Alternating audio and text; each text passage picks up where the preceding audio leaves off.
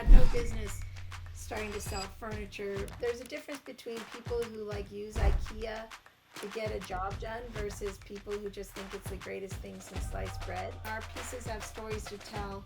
We hope they become part of yours. We went over to get a container and bring it back and had no idea if and how to sell it. We had our other small ticket items just so we'd have gas money to get back. Oh my gosh. 800 square foot cabin. We've already got 3 kids in it. I'm pregnant with the 4th.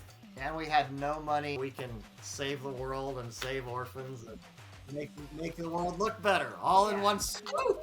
We just finished doing a primal branding exercise with John and Dot Butler at Blue Crate Findings, a antique and furniture store based in Austin. And if you don't know what a primal brand is, well, it's something coined by Patrick Hanlon, where you uncover the 7 primal pillars of a brand, starting with the creation story, creed, icons, rituals, sacred words, non-believers, and the leadership, or as we call them, the future. So if you want to get a primal brand, reach out to us. We can help you guide through this process. I hope this video is informative. Okay, so creation story. Starting with the first pillar, I would love to hear just a total from the beginning, even before the beginning, everything that led both of you down the road into creating Blue Crate Findings and, you know, the story that pushed you guys into this direction. Tell me everything. Okay, well, tell you, I think the stealth or non-stealth? What do you think? I think I have a good way. Right. And I'll try to keep it. Okay. And don't try to keep it perfect. I want to know every little Yeah, detail. you don't have to make it succinct. Don't be succinct. Be excessive. Say random words. Totally okay. Well, you can both do it. Okay. Okay. Maybe we'll do it in our memory of the thing. So, since but we moved to Trinidad, Colorado, in the late 90s. Well, like around 94, 5 or so, right? To be part of a YWAM Youth as a Mission base, and we were already self-supporting, doing dip and salsa mix sales at kind of craft fair venues, so that we could be on base. We were at a church planting school, so we wanted to maybe plant churches, kind of youth-oriented churches. We'd known for a while that we were very missionally minded. JB had opportunity to maybe go back to school and get his teaching credential, but nothing really excited him beyond like doing something with a real purpose-driven, outcome. So we were living in Trinidad, doing our business, doing the salsa shows, thinking about missions, and good friends of ours there said they had a good friend doing missions in Tibet and China who was about to get kicked out of the country, needed a business visa over, kind of umbrella to stay there, to do stealth missions. And so he asked, are we interested in, doing a business, coming up with a business with them? So those friends, Chad, the guy in China, and us decided to partner and come up with a business concept that would allow him to stay doing missions in Tibet and China. You want to go from there? Is that pretty accurate? Yes, that is accurate. Thank you. So then you can say the kinds of things we looked at doing to Carbon. Yeah, so he's fluent in Mandarin. He got married a year or so later to a gal named Yoon, who's first generation Canadian, but she's of Korean descent, so she looks the part. And they're out there and very fluent, and so She wasn't there yet, but Chad was when we started. so we were brainstorming about what kind of products to bring in or what we could do.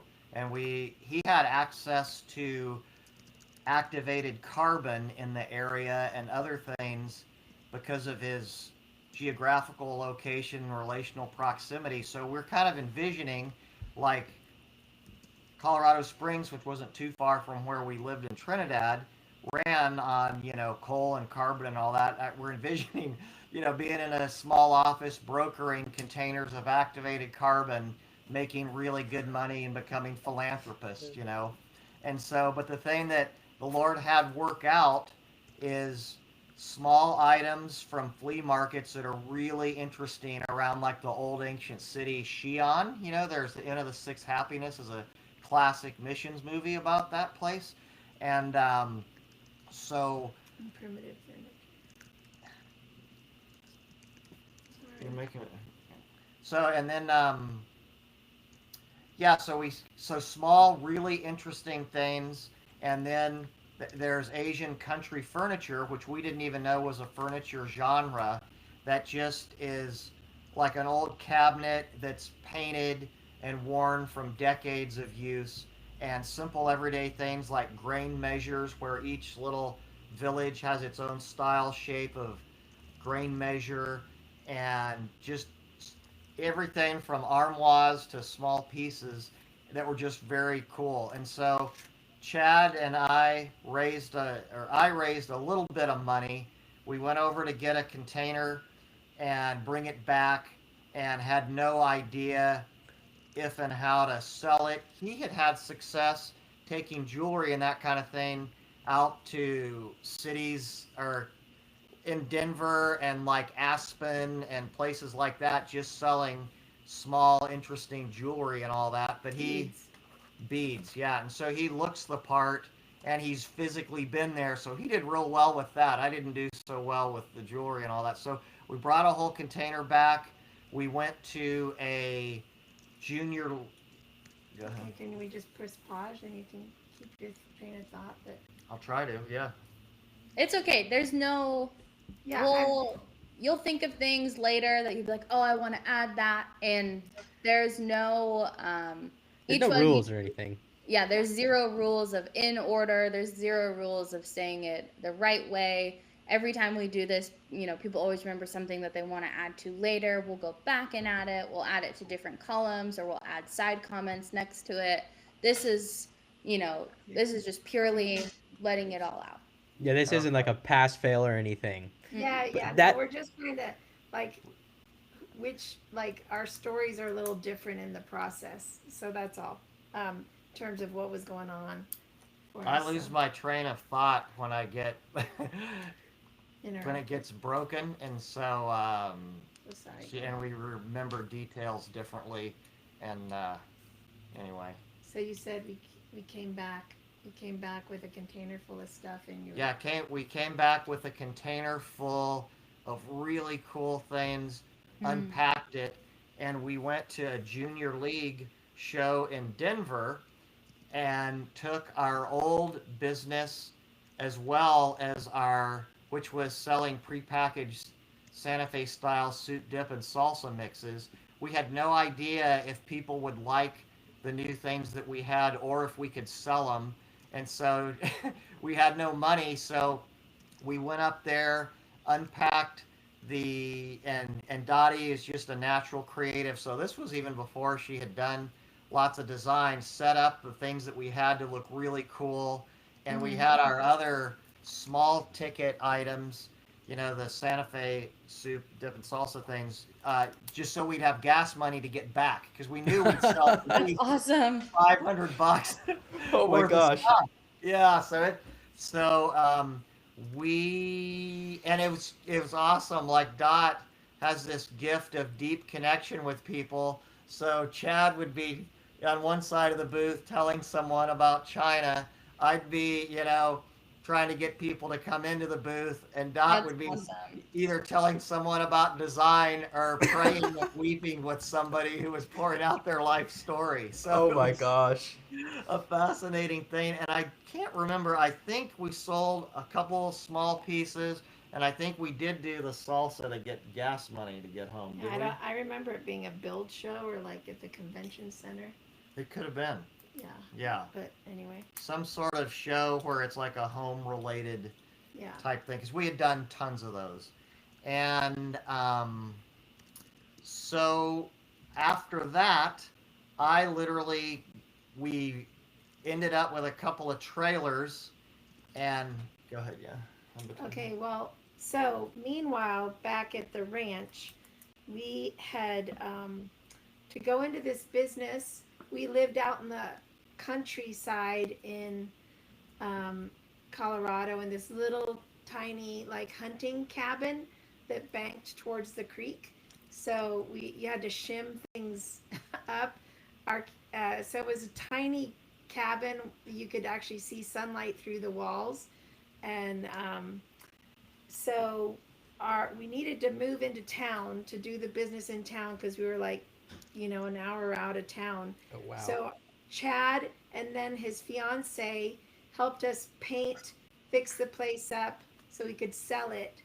And then meanwhile, but the market was dead. So, and I'm like 8 months pregnant with our fourth child. Oh my god. So what time frame is this? This is like This what is year? 1998. Right around. Okay.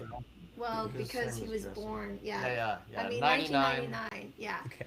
Kind of the year of 1999, we're ramping up this business, meeting, raising money, kind of, and then by July, or so JB went to, so late 1998, early 19, or late 19, mid 1999, because then Jesse was born in July of 2000, and by then we were moving. But I'll just say so JB's off on his first buying trip with Chad to China, and this is pre-cell phone, everything. I'm staying in the cabin with our kids. The cabin that's only got a wood burning stove for heat, and Like 7 months pregnant. it's an 800 square foot cabin.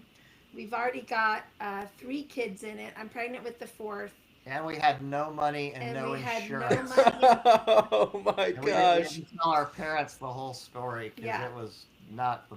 And so we, he had just enough money raised to go buy the container. It was all earmarked for that. So we were believing when he got back, we'd be able to do a salsa show and deliver the child, and Oh my gosh. so we had the cabin, and the market's dead, and we live in the middle real of estate nowhere. market, yeah. And so all of a sudden a knock comes on the door at the cabin of a fellow saying, "Here, tell you're trying to sell this cabin." And I'm like, yeah. But my husband's in China, and so anyway, he thought maybe we had 2 lots, and that was the prime part of it, is that we had a riverfront lot or creekfront lot. So, and he wanted to maybe just buy that one. I said, no, we're only selling them together. He says, well, let me know when your husband gets back. And so we, when JB got back, the day he got back, the next day was a Saturday. I picked him up from the airport in Colorado Springs. These guys, the Chenoweths, come and meet us at our cabin. I've made cinnamon rolls. We've talked and said, if we made $90,000, that would pay off all our debt, deliver the child, and get us enough for maybe a down payment on another house.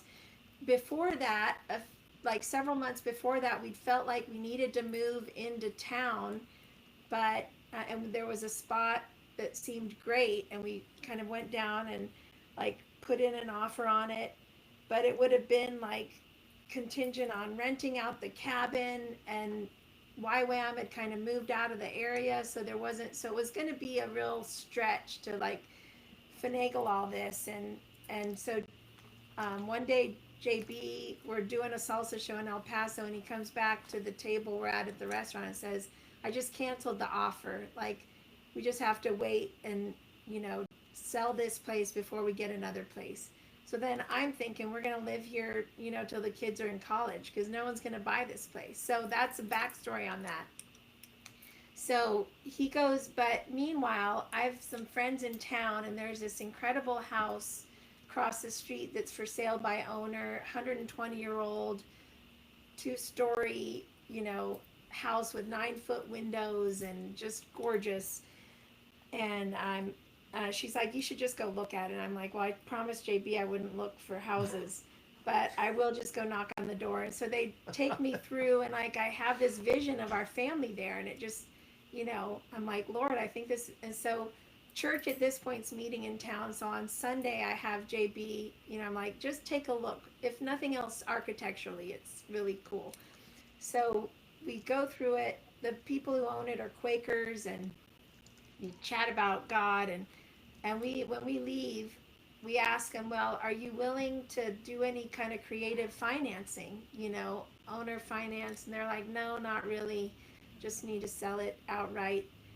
But if we decide, we change our minds, we will let you know. And so they take our number, and JB and I pray on that sidewalk, like, Lord, if this is for us, we can't figure out how it could ever happen, but would you save it for us? So this is 6 months earlier. So 6 months later, JB we get back from the airport. The Chenoweth meeting's happening the next day, and there's a message on our answering machine from this house in Trinidad saying, if you're interested, we wanted to give you first right of refusal to, that we'd be willing to, work with you. So we don't call them back yet. We have the meeting the next day, and they say, do you have a number? We decide, say 110, and they said, well, how do you feel about 90? And so, Oh, wow. Wow. That was 90 cash, like that the was next day. the God number that, he'd given us in the first place, but we thought we'd ask for more. And so the next day we call the guys in Trinidad and say, we can buy the house. So in those days it was 125,000, which was like a lot of money, and so but it wouldn't be available for, a month. Meanwhile, I need to deliver the baby. We go down to Albuquerque, where our doctor is from our other kids that when we lived in Albuquerque. We do a salsa show the day before I deliver, selling, standing on feet all day, selling dips and chip mixes. Wow. At a wine festival. Have on July 4, July 5, we have a scheduled induction, and come home, stay in a hotel in Albuquerque, then come back to Trinidad, and because now our house is sold up and the cabin's gone, stay in a Holiday Inn for a couple days with a new baby, and then stay with Chad and Yoon in their apartment, our partners who are newly married, and displace them out of their bedroom. And our kids are the rest of the kids are in Arizona. So this whole swirl of things. Meanwhile, our containers just landed. JB's trying to sell jade beads to people. He knows nothing about jewelry or beads, but and so anyway, all to say, it's all been like a miraculous process from day one. Like, we had no business starting to sell furniture, beads we knew nothing about. We, had no money to deliver the baby, let alone change houses. It was all Oh just my goodness. an unbelievable orchestration of things. And then, like, we came away with one, good lead client from that first show in Denver that ended up buying from us a lot, right?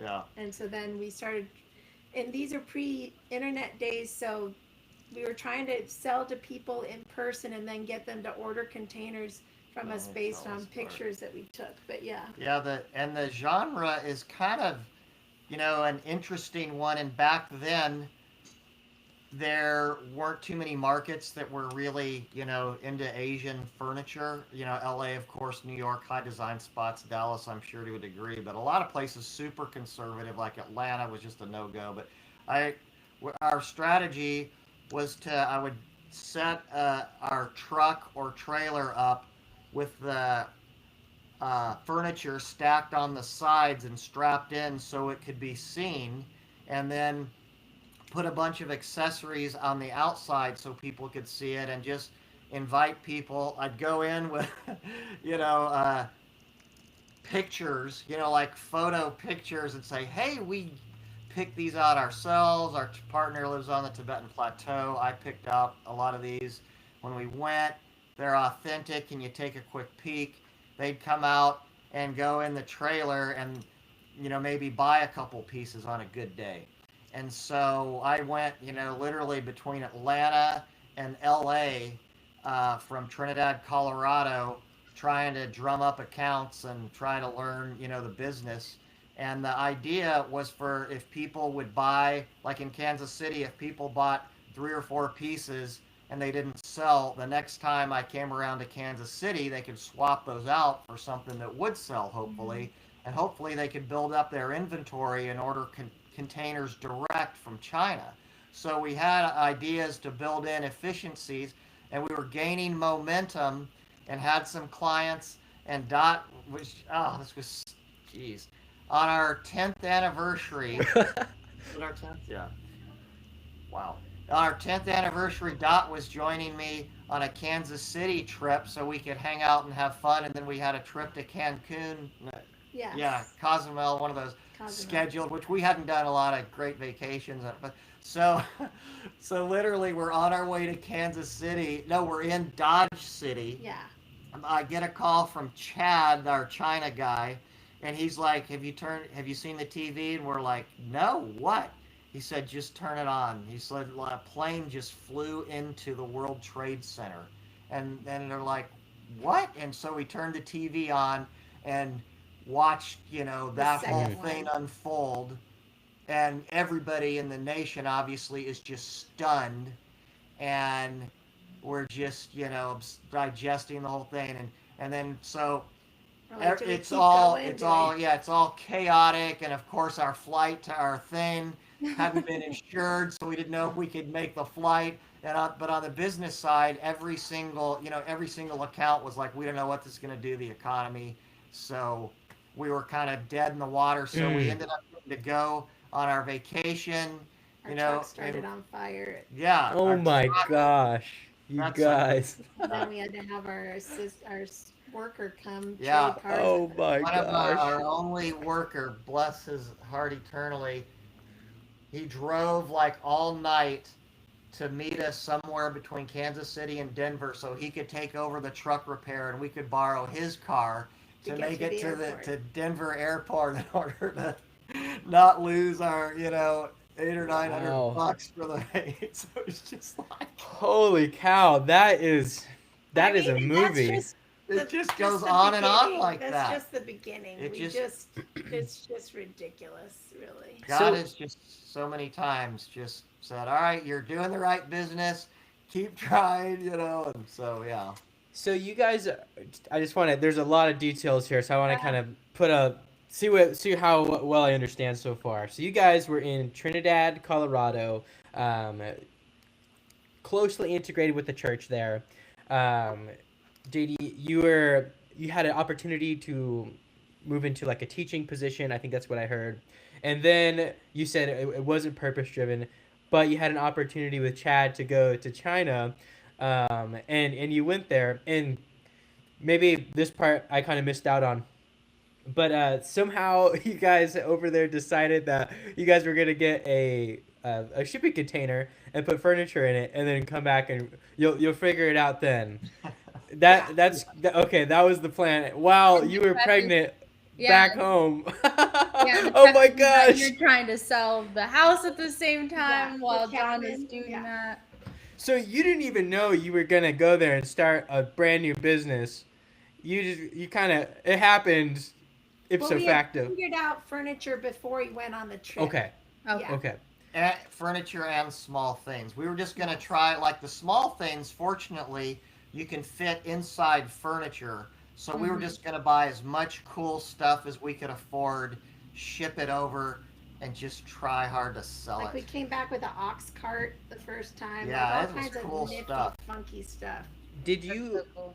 before that were you guys already like selling a bunch of furniture No, they and doing? said No. Okay, no. they were Okay, doing the salsa, Brandon. It's We, salsa. much more Okay, the salsa tripped from, we were on staff with Young Life and a church. He was a youth pastor.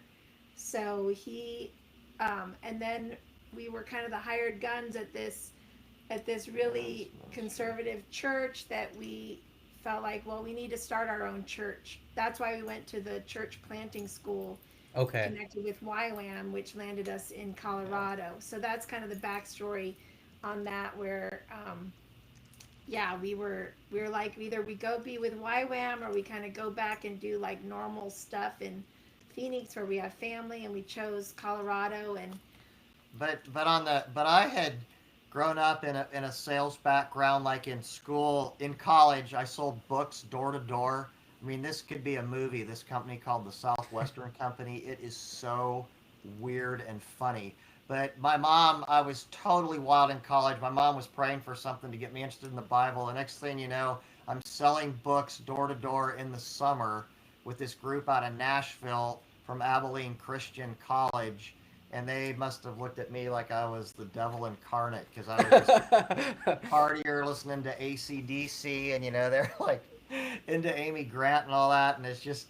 But anyway, I'd done a lot of sales and marketing, and I had my real estate license in Arizona for a while before getting into youth ministry. So it was kind of oriented towards trying to entrepreneurship and sales and that kind of stuff.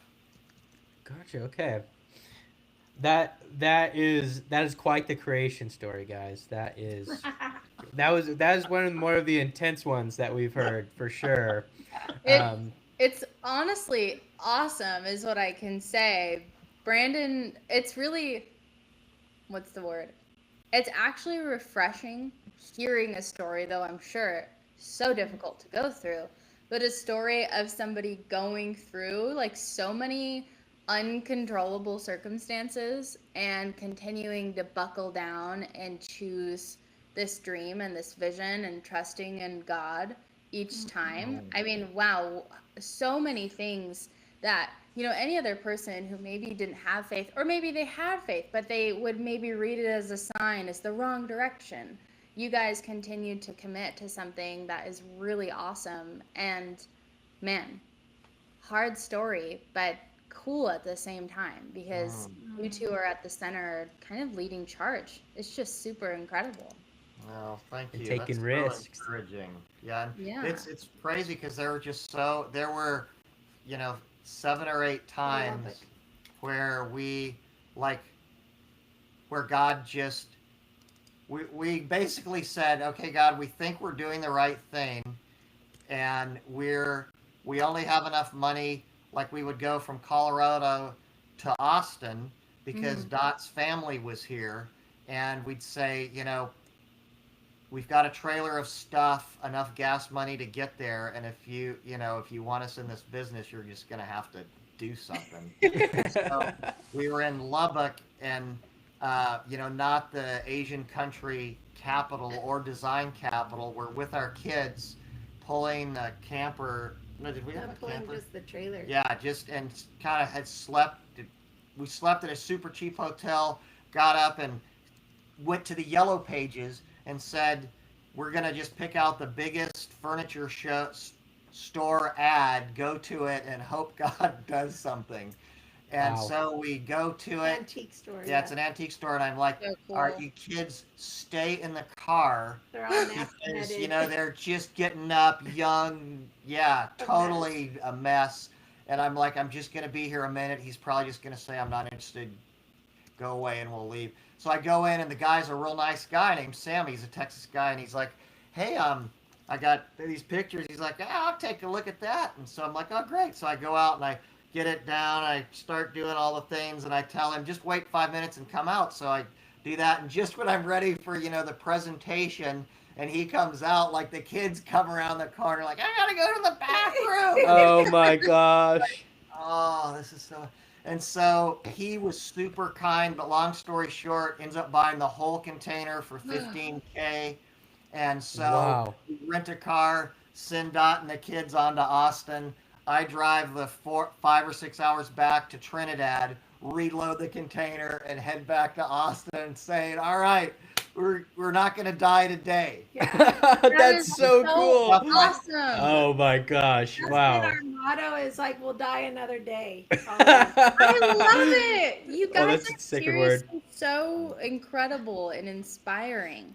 I But wish this God's- was on your website. I can't wait to see it there. Yeah, that's awesome. incredible. Like you would never Yeah. know. You would never know that. That is No. so But that and is then intense. the part of this creation story is that we mothballed it for 10 years too. Yeah. But anyway, yeah, that Yeah. comes later. But Yeah, and we kind of, so then should I keep going with the chronological progression? I think right now, I think we have a pretty good hold on the creation Okay. story. I think we got like 95% of it. Let's Well- transition. Oh, I don't think so. If they have more to share, Brandon, I'm not going to tell them to stop. okay. Well, I continue. could give you a super quick, like chronological, which kind of explains probably why our website has been the way it is. So after 9/11, we relocated to Scottsdale, where I grew up in Phoenix. Dot was from Tucson, which is a different market. But even when the national economy was flat, Arizona was always at least growing from Cubs fans coming down from spring training, finally moving to Phoenix when they retire, and amongst other things. And so we relocated to Scottsdale, started to grow, learn the business a little bit, had a design showroom. Dot was just a natural designer, so when she'd be in the store and someone would come by and go, "Oh, I love that Tibetan cabinet, but I'm kind of high country style," she'd be like, "Oh, well, that piece might not work, but this might work because see the line, blah, blah, blah," talk the design language. They'd buy 7 or 8 pieces from her, and God literally laid out like a small pillow job for this really wealthy lady was like one of her first design jobs, to like a little bit bigger rearrangements of this, art help, like step by step by step, to where she's just like this master, not only designer, but architectural, wizard. And so God, simultaneous to all of this, he was laying that out. And we grew again, had 13 employees, solid business, great place in Scottsdale. And then the '08 economy hits, and Arizona was like the epicenter of it. There was one client who was had a 30,000 square foot house, was going to redo one of their wings with mostly our stuff because they loved us and they loved our it things. was a 30K order too. And Dot was going to help with it. Yeah, huge order. And they ended up buying like one piece of furniture for like $600. So our sales, went from solid to like Zero. 300 a month. And we had a long-term lease. More miracle stories. We'll save those. And but we ended up scrapping the business, trying super hard not to go bankrupt. Ended up living in a toy hauler, which is like an RV, but with the back that can go down so you can haul furniture. We got to be short. I know, but can I interject here? All right. Because you're skipping something I think is pretty Yeah, go. important. In this story where the crash happened, we had developed a really good name in Phoenix, and we had a kind of a placeholder website. It was before websites were really a thing. We were trying to get up and running. I remember when we got our inventory online and went to bed thinking, well, let's see if we sell anything by the morning. It was this kind of .com thing. But we, as the bottom fell out of the economy there, we had subleased from someone who wanted to be associated with our name. I know, but it's another miracle story. Isn't Yeah, but it's All right. it's Let's key do it. to why we ended up where we ended Okay. up, because up until then I'd only done a few design jobs and I had only done them with a designer, promise to help because I didn't feel confident. But so this lady, we're not able to pay our rent. Our car has been repossessed. Like I see it take off out of the parking lot of our store. I'm like, JB, did you know? He's like, I got the car seat out. I mean, I'm just weeping. For some reason, miraculously, even our electricity had been turned off, but was still working in the store. So for no good reason, the Wow. AC didn't work, but the lights worked. It was crazy. And so we had a few sales. But anyway, this neighbor flees her lease and takes the money that we had given out of our lifeblood to pay off part of the rent that we owed, and she stole that and left. So we get locked out of the building. And so we call the landlords, who we'd also called before, and said, hey, can we renegotiate our lease because, we just don't have any capital? And they're like, well, you have to go through Kathy, the person who's actually on the lease. We went through her, and she lied to us and said they had agreed to this amount. And, and then she took off in the night. So now we call them and say, hey, our doors are locked. There's a big sign on the door, evict whatever notice, like they've, have all our stuff in there. We actually had a delivery supposed to go out that now is locked inside. It's like the rapture happened. Our laptops are in there. And they're like, well, let us think about it. We said, maybe we can come set up. We just, we don't know what else to do. Friends recommended we go bankrupt, let them take the stuff, we're like, no, that's just not, And so we wrote them. The Lord told me I was driving. I did have one design job. I was driving to a design center, and God said the story of Sarah's servant girl, Hagar. Yeah. Where the Lord told her, go back and, do what your master asks.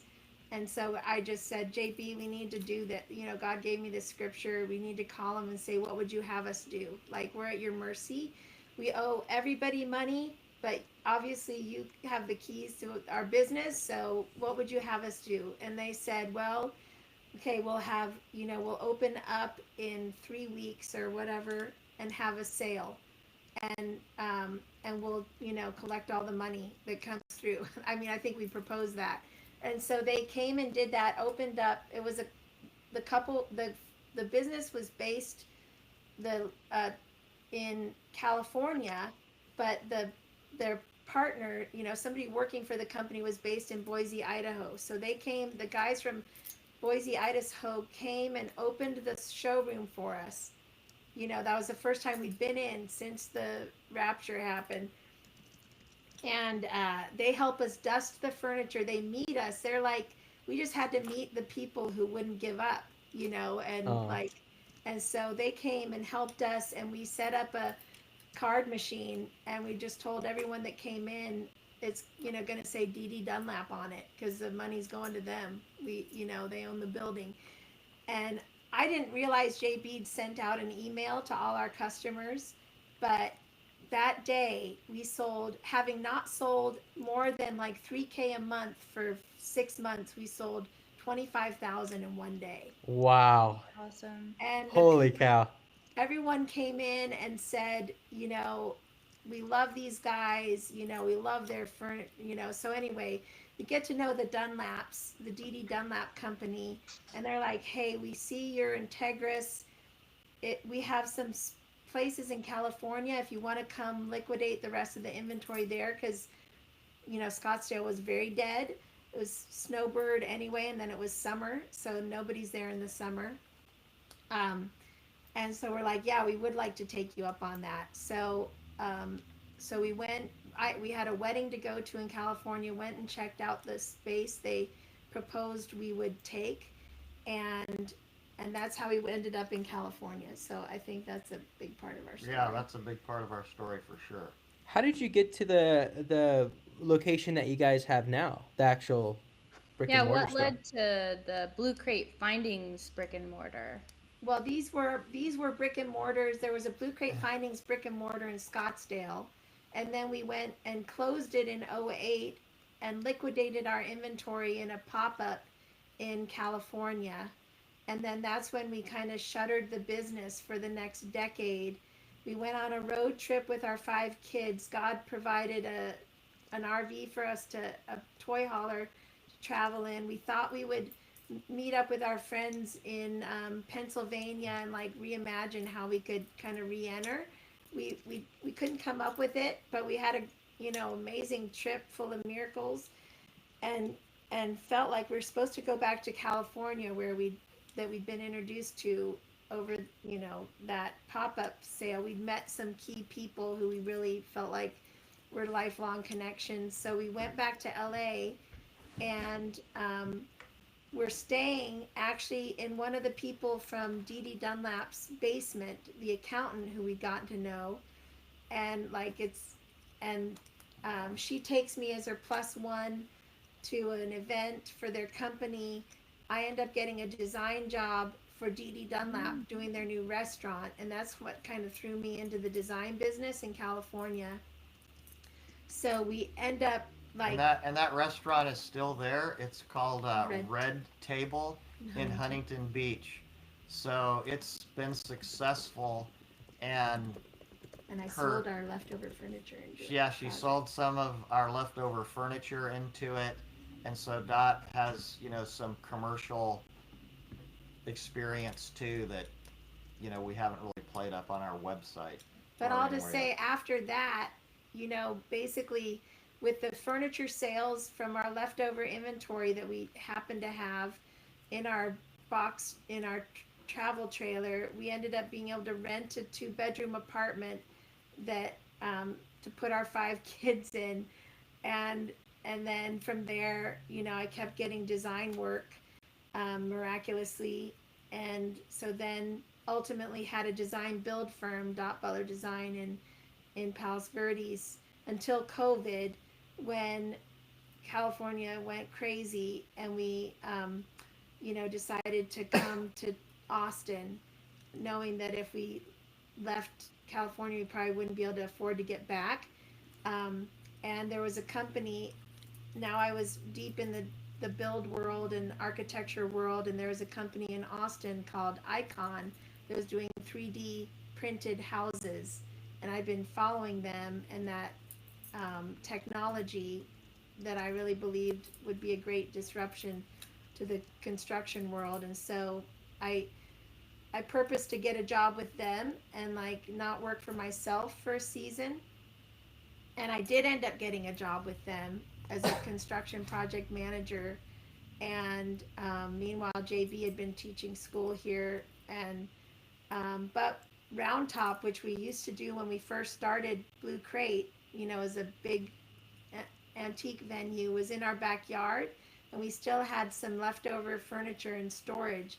We decided maybe we should try to sell that at Round Top rather than getting pennies on the dollar for it somewhere else. So we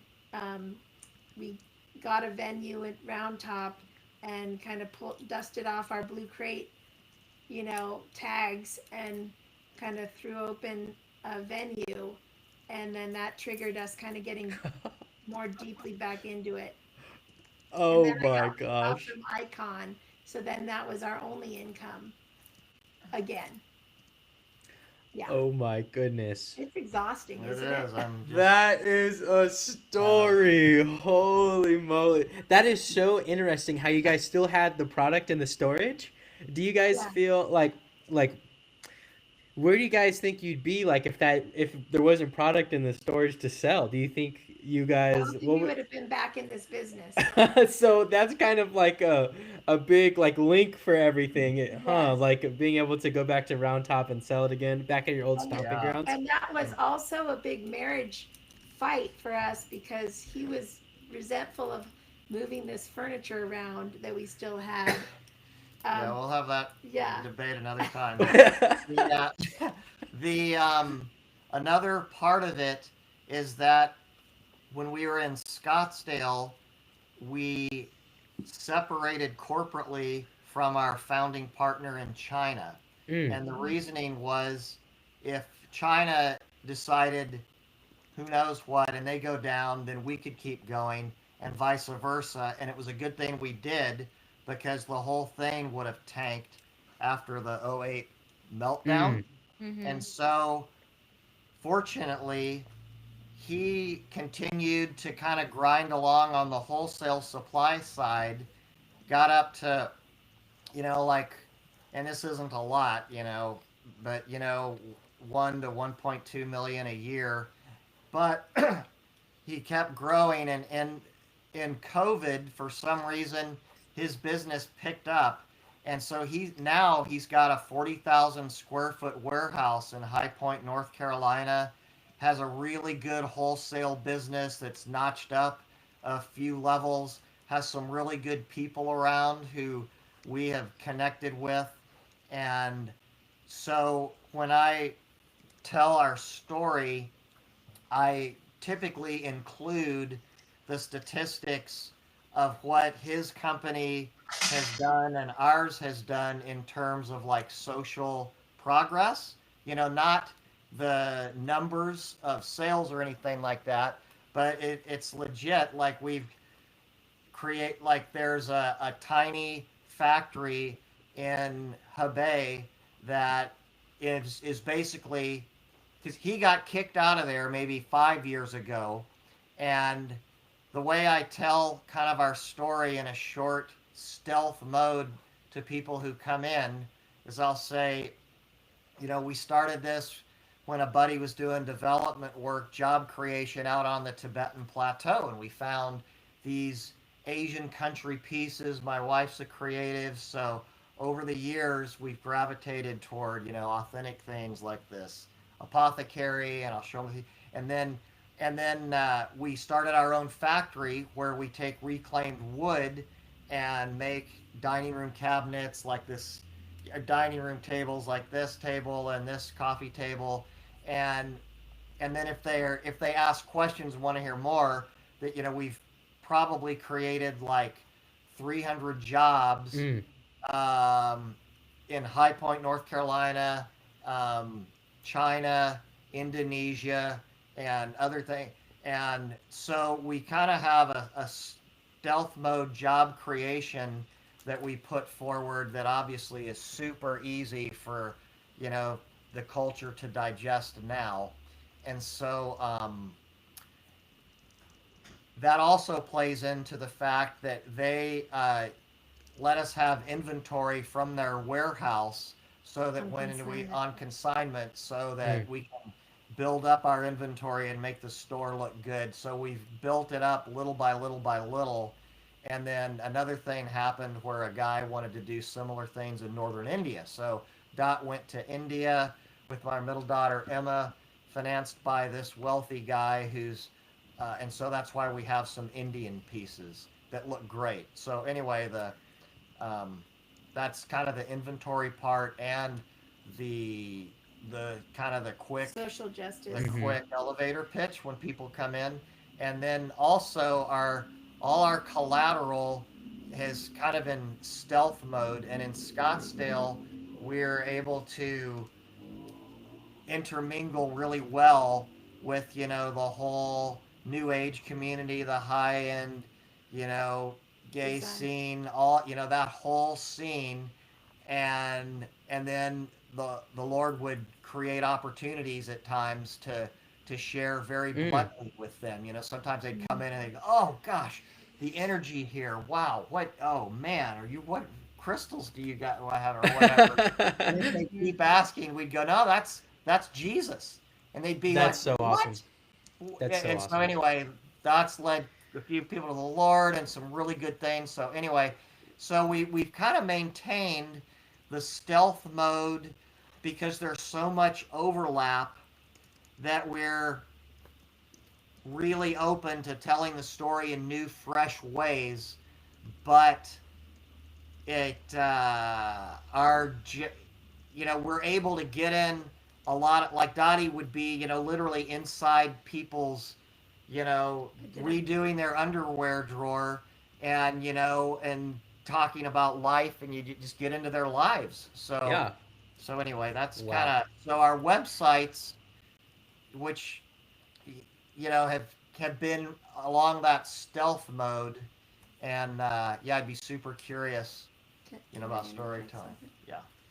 Uh, Part of what we realized when we were, the difference between selling activated carbon and selling, furniture was, which we felt like was really, you know, God's incredible wisdom, even though it's a very heavy commodity to physically move around and, was that, yeah, the people we could touch overseas from, the villager buying from them, the workers we were hiring, the business people we interacted with on the, level of also buying from commercial, antique dealers and the, so every step of the way, who got touched in China and who we interacted with and kind of, tent making business model of like, you see our faith in action, we're not proselytizing you, to in the States, similarly, where the amazing way that being in a design industry ushers you into the core of a home that would take 10 years to develop that, or 5 years to develop that relationship, that where you'd end up in such intimate spaces in their Hmm. marriage, in their house. And so that was kind of a remarkable revelation to us as we were intersecting with multi millionaires, that, is that your daughter in that picture, and oh wow, Wow. nobody ever asks, and you end up in these conversations, um, at all levels of demographics, and having meaningful, ways to impact people and care about them. And that was something that JB and I both recognized, was such a sacred privilege. And Oh my goodness. That is so awesome. Like, oh, you, you guys are incredible. You guys are incredible. And I totally see, like, through your business, the way you're able to build these kind of like intimate relationships and just being able to interact with like new types of people, who maybe normally wouldn't be interfacing with people who are Christians because of where they yeah, live, or even just having somebody inside of their home asking them intimate questions. Like, it's so good, and it's like a perfect transition into this next column of creed, which is like okay. basically exactly that. Which is, what are your core beliefs as a company, and what do you want others to believe Before about we get you? into that, Okay. this prompt reads what you believe in and what you want others to believe about you. What is the mission? Creed is kind of similar to when people hear the word mission statement, they try to tie it to one thing, but it's really, it's something like so clear and evident in what you do that you guys believe internally and is reflected in your work. So I'd love to hear, what that is. um yeah, If you want, I I could give think, kind of like a starting point for you guys, and yeah, from what I've heard. sure. So from all my communications with you, John, one of the biggest things I hear the most is, number one, your faith, of Mhm. course, and number two, making jobs for others as well through your work. So I know those are two things that I've personally heard that I know would fit into your creed. You Mhm. feel free to talk on those, and we can kind of write down some of your thoughts, and then maybe we can expand into maybe some other beliefs that you want people to believe about you. Yeah, Yeah, that's exactly right, and we want to benefit humanity at every step along the way that we possibly can. I think also it's, in the product development, especially for missional organizations, it's bringing real market intel to a product design, so that, as opposed to selling the $5 bracelet as a charity buy, moving things away from charity buys into like, actually, it's kind of like Christian music and secular music. It's like, uh, this is this is like, that's the standard, and we're not hitting it. Uh Like, huh. you want people to buy it because it's great, not because it's a sustainable, kind of Yeah. missional thing. Um, and so I think that on like from a product quality and product innovation and giving people who are overseas needing like to to be able to do job creation or have a business visa and start a business is that they're actually hitting hitting the mark when it comes to what they're creating, and we can provide like help to you know to help develop product that actually really meets a demand in the market, or at least a style, quality and what price point it should enter at. And personally, I'm very passionate about authentic materials and authentic story, and so like things that are distinct and unique. And so that's generally, in a furniture standpoint, like you know quality versus quantity, and generally higher price points because they are more distinct and unique. If so appropriately priced, but that we're not trying to compete with IKEA or whoever, and we're usually also the style of our product is more for globally minded sense, kind of for the young people, more like hipster sensibilities, bespoke things and things with a story and a reason. Um, so anyway, I'd say that's, um, and then for me, design interacts with Blue Crate, so I mean, Dot Butler Design's a separate entity, and that's probably a conversation for another day because we're kind of straddling both. But I found a saying, and you probably might or might not have seen it on our website. JP had me take it down, but um, Ait Sona is Gaelic for happy place.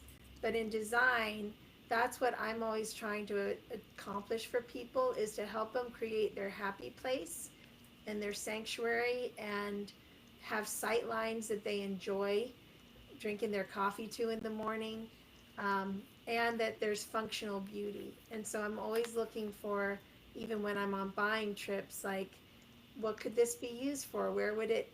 So prior to like really being a full-time interior and architectural designer, I would be on buying trips, buying all kinds of stuff that I just thought was cool, not having any idea how it might get, purchased or used.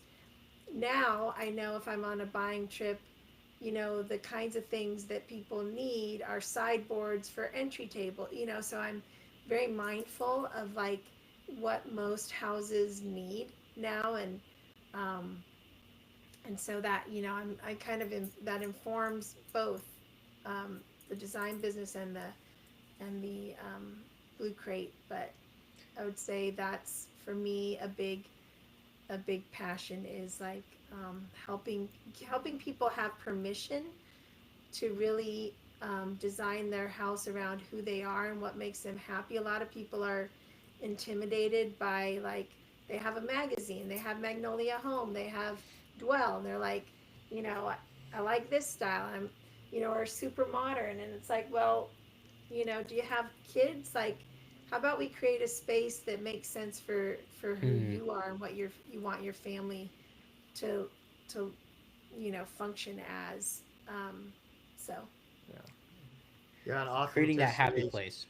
huge. mhm. Yeah, authenticity is huge.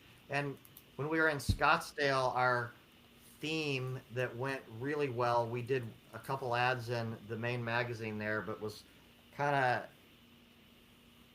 the story was like the journey of life, the joy of discovery, and that resonated very well and brought people in, and it created a broad construct for people, journeying and discovering. And we could potentially use those. I mean, I'd feel really comfortable using those words again. And then also, just the emphasis on, like, within job creation, on dignity, and kind of like a dignity pass it on, or that kind of theme is a I love that too. So anyway, Having dignity at all levels of the supply chain, from the yeah, beginning all the way to even it being in their home, yeah, feeling like yeah, they could be.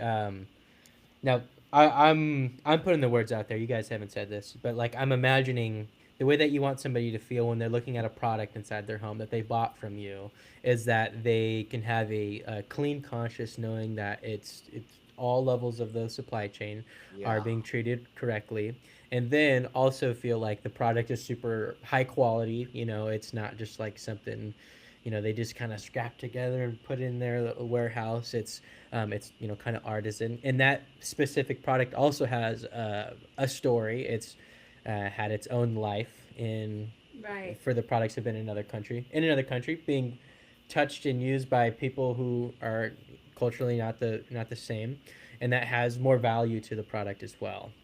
yeah. That's just kind of the pieces I'm putting together, and maybe I imagine you kind of want people to feel similarly, or Yeah. No, that's very, very well said. And I thought about making a little sign that's um, like something that sounds better, but you can this purchase gives the gift of dignity, or like something that's like a play on these gifts make these gifts make these gifts gift dignity all along the supply chain, or something like that. But anyway, yeah, totally. That makes sense, especially what you're talking about with that crochet that knitting company. They do the yeah, similar. I know Lush as well. They do like bath bombs and soap stuff. yeah. They have the same thing where they have a QR code and like a photo of who made the soaps and that sort of Oh, stuff. cool. And so like I see that's a valuable part of the brand. Maybe you can see now like how the primal branding stuff kind of informs those different business Mm-hmm. decisions and also Mm-hmm. design decisions and things like that. Would you say that there's any other kind of aspects of your beliefs that you really want people to believe about you? And don't feel like you have to add more. You totally don't.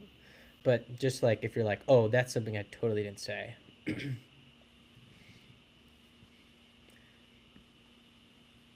Well, I think our ethos is for sure just to be like friendly and welcoming, as opposed to a lot of design places feel Mm. like, you know, I don't know if you're dressed nicely enough to be in our store.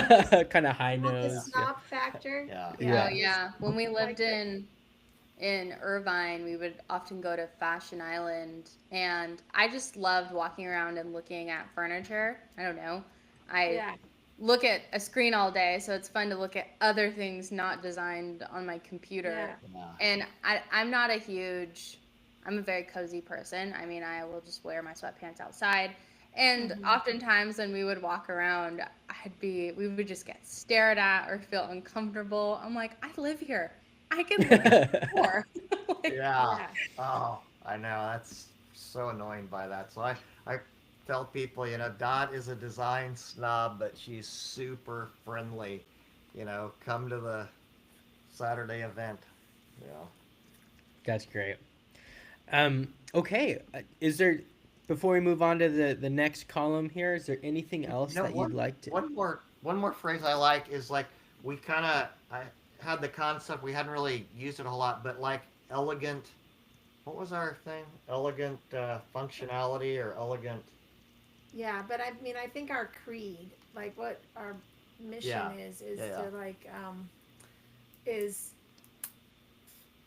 Yeah, to, that might be more the I sacred think words, it's but to anyway. provide to to bring to market, um, great, unique pieces, um, to serve people well, both here and abroad, on both sides of the exchange, yeah. and to help people have permission to design in a way that brings them joy, Hmm.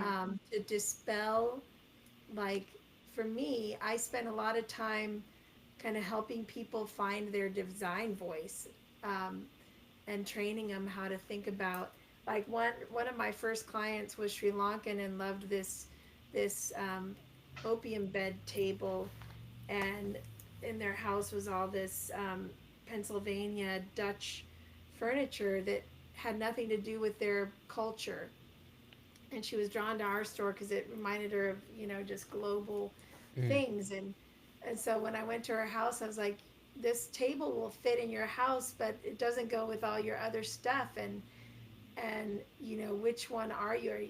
Do you really like this? And she's like, no, but we were living in Pennsylvania and we wanted to fit in with Americans. And I'm like, well, let's celebrate your story. You're from Sri Lanka. Let's have a backstory of Four Seasons Sri Lanka. And so, pretty much after like a 3-year process, edged out all of that old stuff and brought in things that really resonated with her. So I think that's a good term, helping people find design and find things that resonate with them on Yeah. on a level. I have here the help. This is what you said earlier, helping people have permission to design their house around who they are, and then using the unique and distinct items that are authentic. Over here, the first two things that we covered was the benefiting humanity at every step along the way that you guys possibly could, and that there's dignity in all levels of the supply chain, and that these products are excellent in quality and they're beautiful, and that's why people want to buy them. And the missional aspect of it is just an awesome impact that gets to be held, and it's an importance that these materials are shared, that it's authentic, they're authentic stories and things that are distinct and unique, that are special. Yes, I think you've covered it. Yeah. Awesome. Awesome. Something that I really like that you said too, because it really resonates with us, is you were talking about making products. People don't buy them because it's like mission oriented, or sometimes we hear a lot, buy from me because I'm a small business, but it's primarily about providing the value, right? Yeah. And then, being a small business, being mission oriented is a bonus, right? It's icing on the cake, but it's not the reason why you buy, because you're dedicated again to quality, good pieces. So awesome. So that is our creed. Is there anything else to creed? I don't Feeling think like so. we got it? All right. Yeah. Check mark. All right. Moving to icons. This is, again, the one that people primarily associate with branding. But I want to ask you guys to not try to limit to, my logo, my colors. There's something greater here that's super awesome, and that's that icons actually go way past your visual representation, but it's also, an icon is maybe a feeling that you incite in every customer consistently. Maybe it's a smell, when you drive down a California highway and you smell grilled onions, you think In-N-Out. And so there's these little special moments that happen. Of course, In-N-Out's icons is that check mark, or the arrow, sorry, the palm trees, things like that. But it's also the smell and the feeling. Maybe it's the speed of which they handle each transaction. And what are some icons that Blue Crate has, from the visual aspect all the way down to maybe some of the 5 senses that is happening? I'd love to hear about what those are. One Maybe a that way I, to. Oh, sorry. I was going to say, Oh, yeah. maybe one way to start easy is to just cover the visual identity ones and then move down into the more in-depth items. So we could do you guys have like a specific logo or color palette that you're always choosing? Yeah, I mean, I think basically of late, since we've had a few iterations of our logo, and we rebranded, with our son-in-law, created the blue crate a couple years ago. His finger more on the pulse of like young, clean branding, and so anyway, we liked it. We went with it. And so that's I'm aware enough of repetition of just kind of searing it in people, so I try to use that blue crate cleanly wherever I can. And I'd say so that's our one kind of iconic symbol. Yeah, I love it, by the way. Super. I think it helps your product stand out and your brand just be the brand. It's super Oh, cool. good. And I think we need to probably, figure out a way to either, and maybe not, but since Findings is part of our LLC name, Mm-hmm. and Blue Crate got taken over the years by someone else when we stepped out. Well, Blue it existed prior to us, but yeah. Findings is a part of our legal name. So, and we couldn't get bluecrate.com anymore. .co is I think we do have bluecrate.co and bluecrate.net. But anyway, so just help figuring out, do we need to add Findings into the name so it's all consistent, or do we switch from .com to .co? Like, what's the best strategy?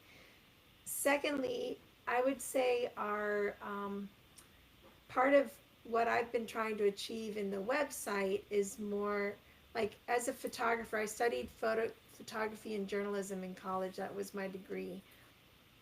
And I love black and white photography and kind of time life. I was a feature writer, so I loved kind of telling the story and, kind of in action pictures rather than static portraits is kind of my, you know, my like aesthetic in that genre. So, and that's why I think I turned you on to like Roman and William Guild and BDDW, and that like I love sort of the like things being more art driven, journalistically driven in like the storytelling with different fonts, and also like finding a way to maintain like a level of sophistication and class in our branding while also being really accessible and not taking ourselves too seriously. But we're not like Ben and Jerry's, but we are, we have our price points. We need to establish why we're expensive. If we can't rationalize those price points, we won't be able to stay in business, because the margins we need to start seeing the right margins so that we can really do what we're doing. So we need that impression of like, really classy, like the bespoke post, or, all these kind of, our Lux carries off things being expensive on a small scale, but my kids all use Lush and save their shekels and bring their things back in to refill, whatever. But does that make sense? Where so I don't think we've nailed it yet in our, and that's why you're here. But it's kind of what we're trying to bridge that gap, and be able to be playful and fun while also selling things at High price points. top shelf product. Yeah. Yeah. It's a classic problem, right? Where you want to be communicating, high value, which means like elegance, which means like Yeah. words like that come to mind. While also not trying to be kind of like looking down on you, snobbish, or like Right. only trying to appeal to this type of echelon. Yes. So it's mixing that brand voice with the fun brand voice to be like, you can Right. come in here. We're not gonna make you feel all weird because you're like, Yeah. I don't know, Right. I don't know, you don't want to be intimidated, right? So it's Right. about creating a visual identity that communicates both of those things. Yes. Obviously, that is it's a challenge, right? It's much easier to go into one or the other. Not saying it's not possible, but it's good that we're getting that here. But it sounds like the most solid icon right now is kind of the Blue Crate, the blue color, number one, and that font choice that you guys have right now. Those are like the most solid icons from what I heard. I want to ask you this: when people walk into the store right now, what is it? Do you feel like, number one, that they feel as general impression, and number two, what do you? This is a weird question, but what do you think they're like? What do you think they smell? Is there like a candle, or what kind of I guess, for lack of a better word, vibe does the store give off? On a good day, there's a candle, and that would be preferable. and it's not a certain scent yet, but I like more like non-feminine scent, more kind of. Yeah, kind of a yeah.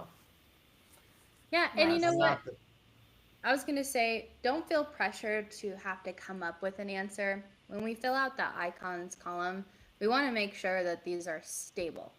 And if they aren't stable yet, or they're not actually like a practice and yeah. quite And yet, we have that's no okay. smell. We have Yeah. no smell right now, but we do have a feel. Can I Yeah. share? well, I've been wanting to say Okay, this go for a ahead. long time. Go So ahead. on the original direction that Shirley asked about moments or feelings, I definitely recognize there's like a curiosity when people Mm. come in, and there's also a for the ones that listen a little bit and ask a question or two, there's a sense of there's more going on here than meets the eye. Yeah. And from the both the overall big picture piece, if they want to catch, a 10-second snippet or a 30-second snippet, all the way to like if they ask about a piece, like there's one piece that's called a cedar, and it's like got it's this cool piece of wood that The bowl. it's like I can't demonstrate it very well, but like flipped upside down both ways, it's a great candle holder. But they use it in India to pour their seeds in, and it disperses them into 2, 3, or 4 rows because there's Hmm. outlets on the other side. So that is something I'll show people just to kind of be, hey, this is what this is. Isn't that cool? And they're like, oh yeah, and it like starts to open their eyes that wow, there's a lot more going on here. I And see. I've only gotten one QR code linked to story done, but there's a piece called a flower box where people in Asia store their kitchen cooking flour all the time, and it's only accessible through like a primitive shovel with a little square on the top. And anyway, I tell the story of that, and there's like a QR code within a like one, probably 4 inch by 3 inches wide, decent looking thing that Card. if they card on the piece so they can check the QR code and see the Instagram story. So I would love to have those like all throughout the store Oh because yeah. then when Dot or I aren't there and they're just going around, but they know, oh, these QR codes tell a story. They can see the Crochet Kids Maker, the flower Hmm. box story, the cedar. Wow. So it's like the store tells what we're doing. Yeah. I would say like the experience of walking in or kind of coming up on our space is like, wow, cool stuff. We hear that all the Yeah. time, right? Yeah. Wow, this is cool. And kind of organic, like uh you know casual. In our warehouse right now, the walls are lined with drop cloth canvases, like 15 by 20s, kind of staggered at different lengths, and some pulled up with the wood pulleys. So it's kind of like, you know, um, yeah, deconstructed, uh, you know, elegance, like it's, and kind of large scale, like kind of some wow pieces. Mm. And Yeah, like curiosity and wonder. I was yeah, putting down there. Here, something that you said, John. I think this is definitely an icon, and you guys can properly like iconize this. But the card that you're talking about, if that's going to be like a staple throughout the entire store, at least eventually, it'd be worthwhile thinking about, what is that card experience, that the right. QR code. You guys could think about the type of paper, the type of card you guys have, the color, right? Blue, that would make sense. And even like how it's attached to the product. That those are Right. like little icons too. Yeah. You could Yeah. think like even they buy it and they get to keep the card as well that tells the story and it has the QR code attached to it so they can share it with their friends. That's something I would, you know, lean into, and I think Yeah. let's. It would Yeah. help also, just on a side note on pricing. What people don't know, they don't know. So the best way to get someone to understand a higher price point is to build value around it.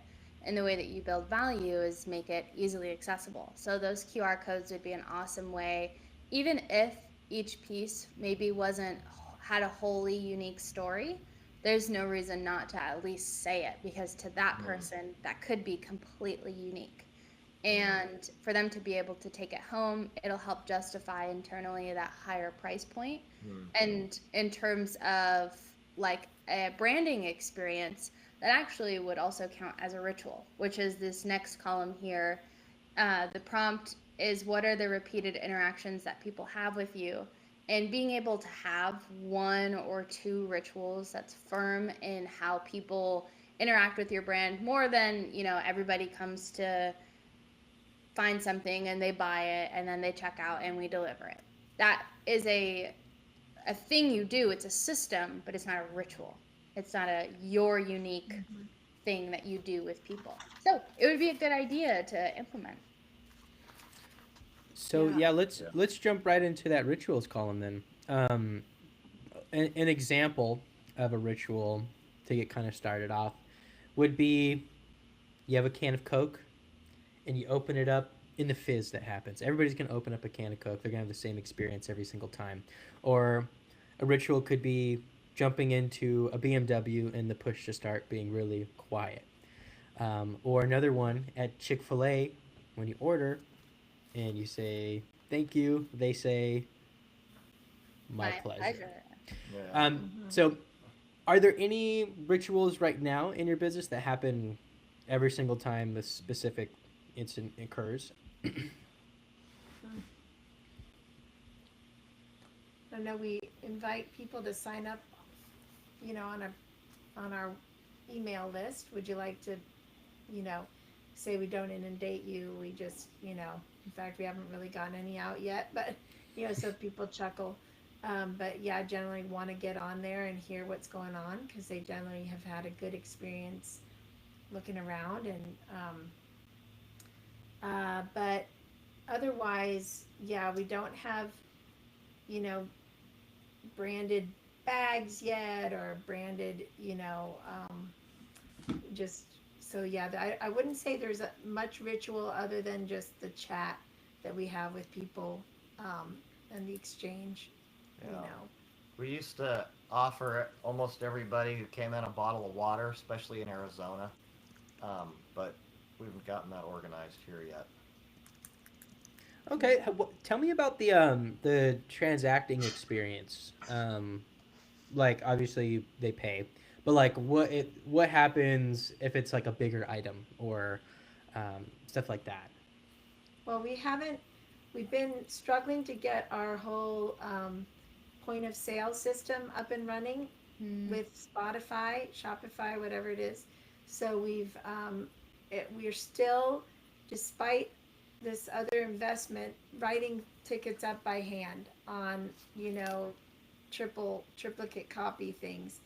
So that would be a ritual where they're receiving and they're paying by Zelle or PayPal or Venmo generally, Or Square. And so we wait for the click. They go, oh, sure, I'll pay, and we have a QR code on the counter, or we have it on our phone, or some version. And so that's that right now. If it's a big item that they need to come back for, we'll mark sold and schedule a day for them to come get it.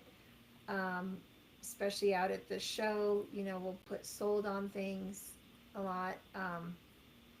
So it's kind of that's that. They, we'll help them out to the car if it's larger, help them load it in. We will, loan them blankets if they don't have them, if they, to make sure something gets there without getting scratched, that kind of thing, I would say. Okay.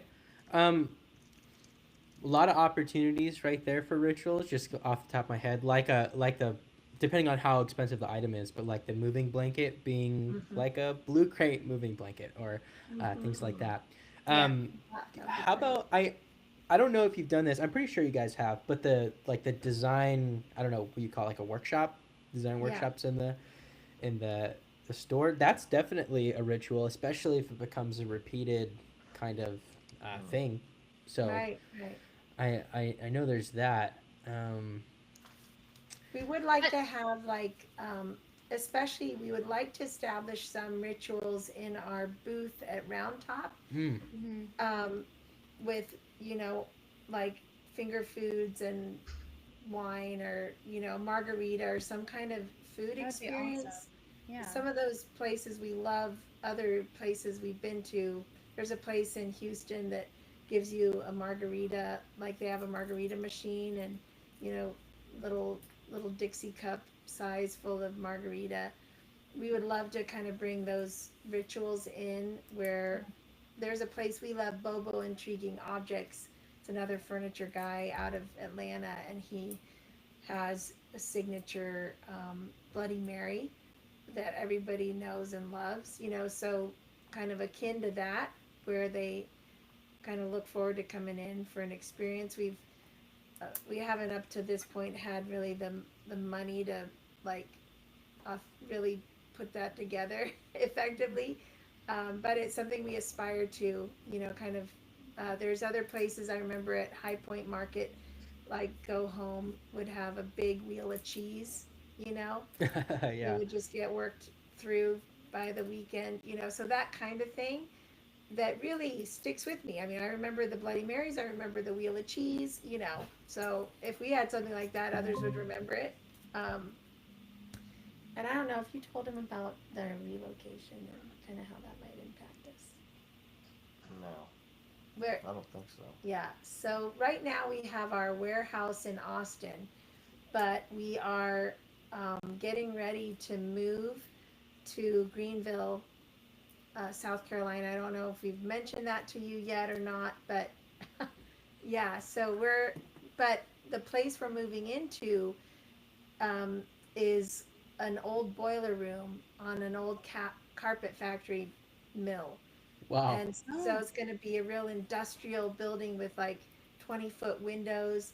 Anyway, it's a place that we really plan on putting roots down, and we can really kind of start establishing rituals and designing out the showroom to and and we also want to include kind of a maker space in that where we're designing product prototype but also holding classes and seminars for people Mm, to come use the kiln or different things. So I don't know when the right time to bring that up is, but this is like we're heading there it into a is. really brandable, um, you know, beyond this warehouse that we're in that's been temporary. Um, Yeah, That the show is something at Round Top that is twice a year like clockwork. And when we leased the spot in Austin that's the yard, we had like an 8 month lease with a 60-day move out, like super flexible because it doesn't have running water. I mean, it was something that we could do and just gain ground and see how it went. So yeah. it could be anything from us just doing the Round Top trade show every year, twice a year, to where we do Round Top and then have an extended trunk show in Austin in that same part of the neighborhood.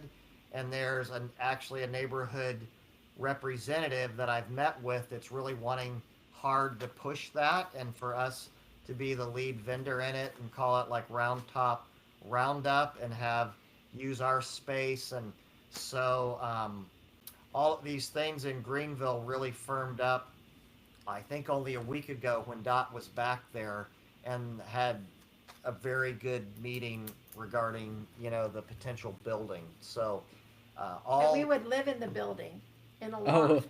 oh my yeah, goodness. It But sounds I like have, a adventure. yeah, yes. yeah. And It sounds really so cool too.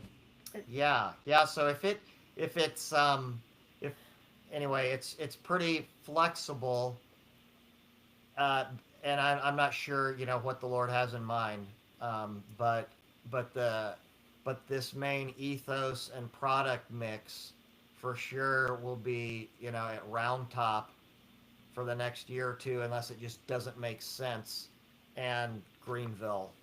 Yeah. Yeah. So for right now, we'll leave the ritual column where it is, and it sounds like we went back and forth on a lot different ideas, but Yeah. hopefully, now that we've kind of just talked about it concretely, every time you interact with the next customer or when you're going to the event in the roundtable event, thinking about, oh, what are these things that I do every single time, and how do I make them like branded moments? Okay. Yeah. That's Yeah. something that, not to give you homework, but just something to kind of chew on in the back of Yeah. your head. Yeah. Okay. Okie doke. Well, let's move on to this next column here. This is the non-believers column. Charlie, do you want to preface this one? Yeah. So non-believers is a column with a prompt that reads, identify who is not a part of your belief system and share any valid reasons. Now, the goal of this column isn't to say, well, everyone has a home, so everyone wants to furnish their home. Because if that was true, then everyone would be buying from you. But in actuality, there are people who buy certain things for a certain reason, and there are people who believe in certain things and don't believe in certain things. For example, we had a client who has a seasoning company, and part of their non-believers for a while was vegans because they had at the time marketed their seasonings for meat rubs only. And just a tweak in messaging, and they were able to target a new audience. Now, that's a moment where non believers becomes an opportunity to grow, but sometimes your non believers should stay your non believers because you don't want to change your brand or adapt your business model to gain a new audience if it separates you from your creed or your creation story. Basically, if it separates you from who you are, you don't want to go and target them. So knowing your non-believers helps inform who to talk to in your messaging and who not to talk to, who to target and who not to target, who to consider later targets, etc. It's basically a form of identifying who's a part of your system, and part of a way to do that is seeing who isn't.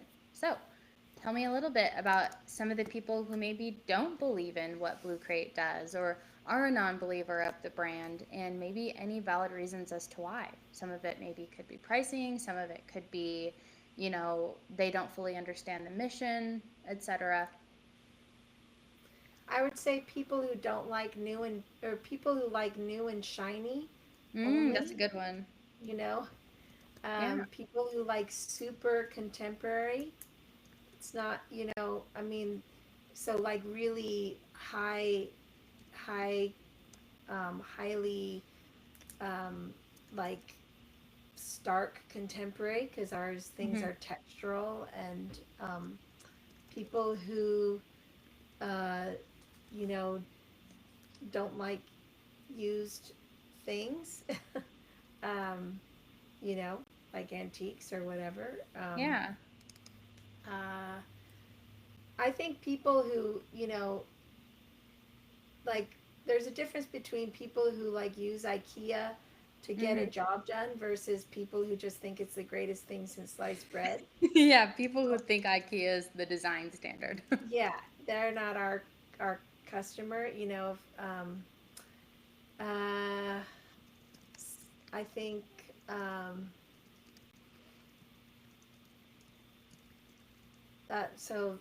guess that's would be my input at this point. Yeah, and they're just Yeah. people who are non-antique or non-vintage appreciators, and they hmm will come in and just be, oh wow, that's kind of interesting. See you later. And, yeah. Yeah.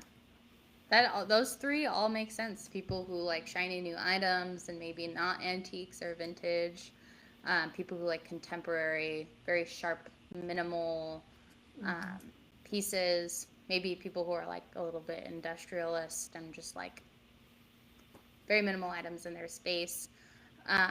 And then people who think that IKEA is the design standard, or, we can be super blunt, people who like low quality furnishing items, because Right.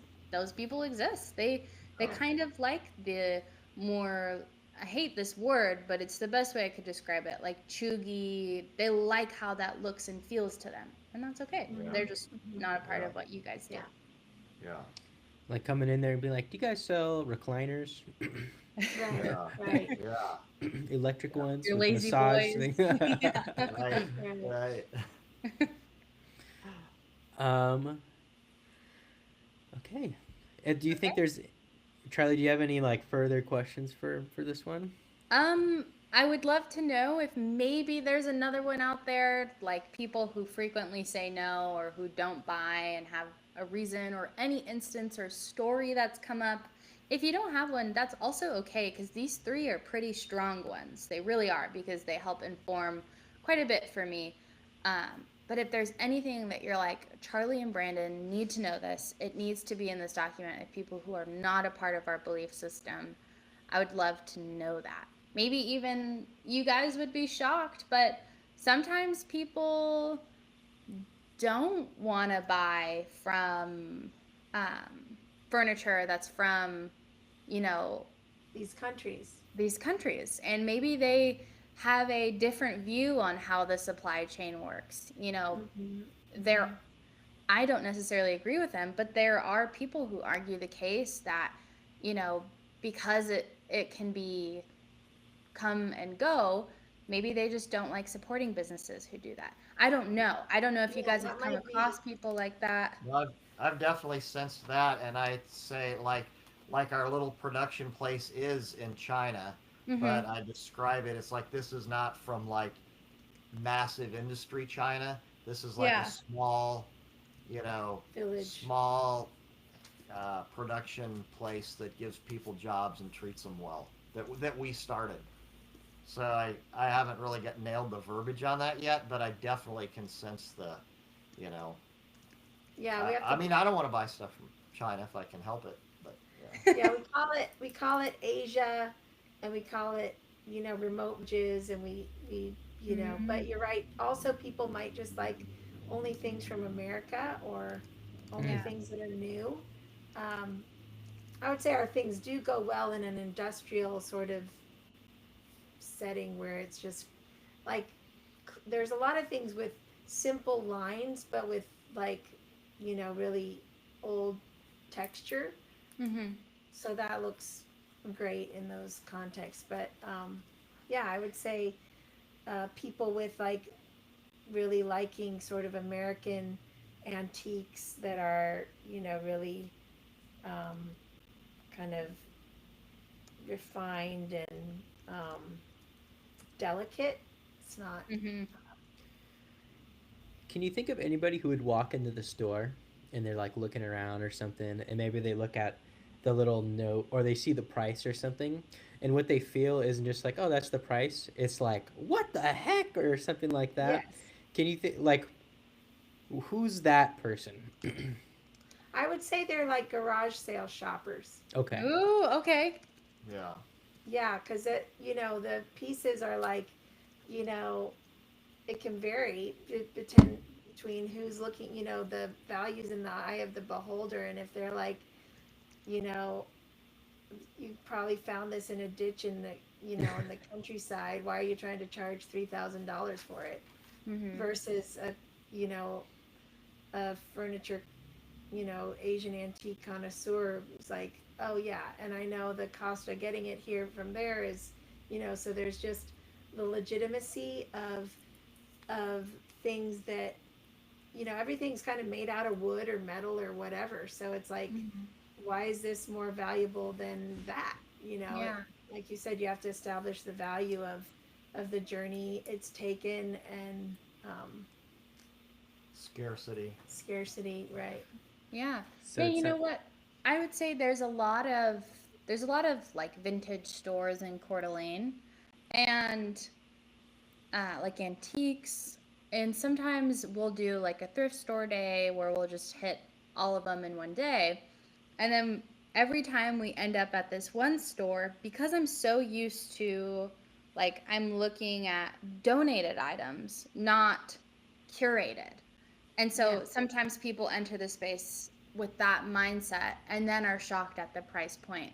But what you guys are saying is super true. These aren't like just whatever items, they're curated pieces and they're very Yeah. special.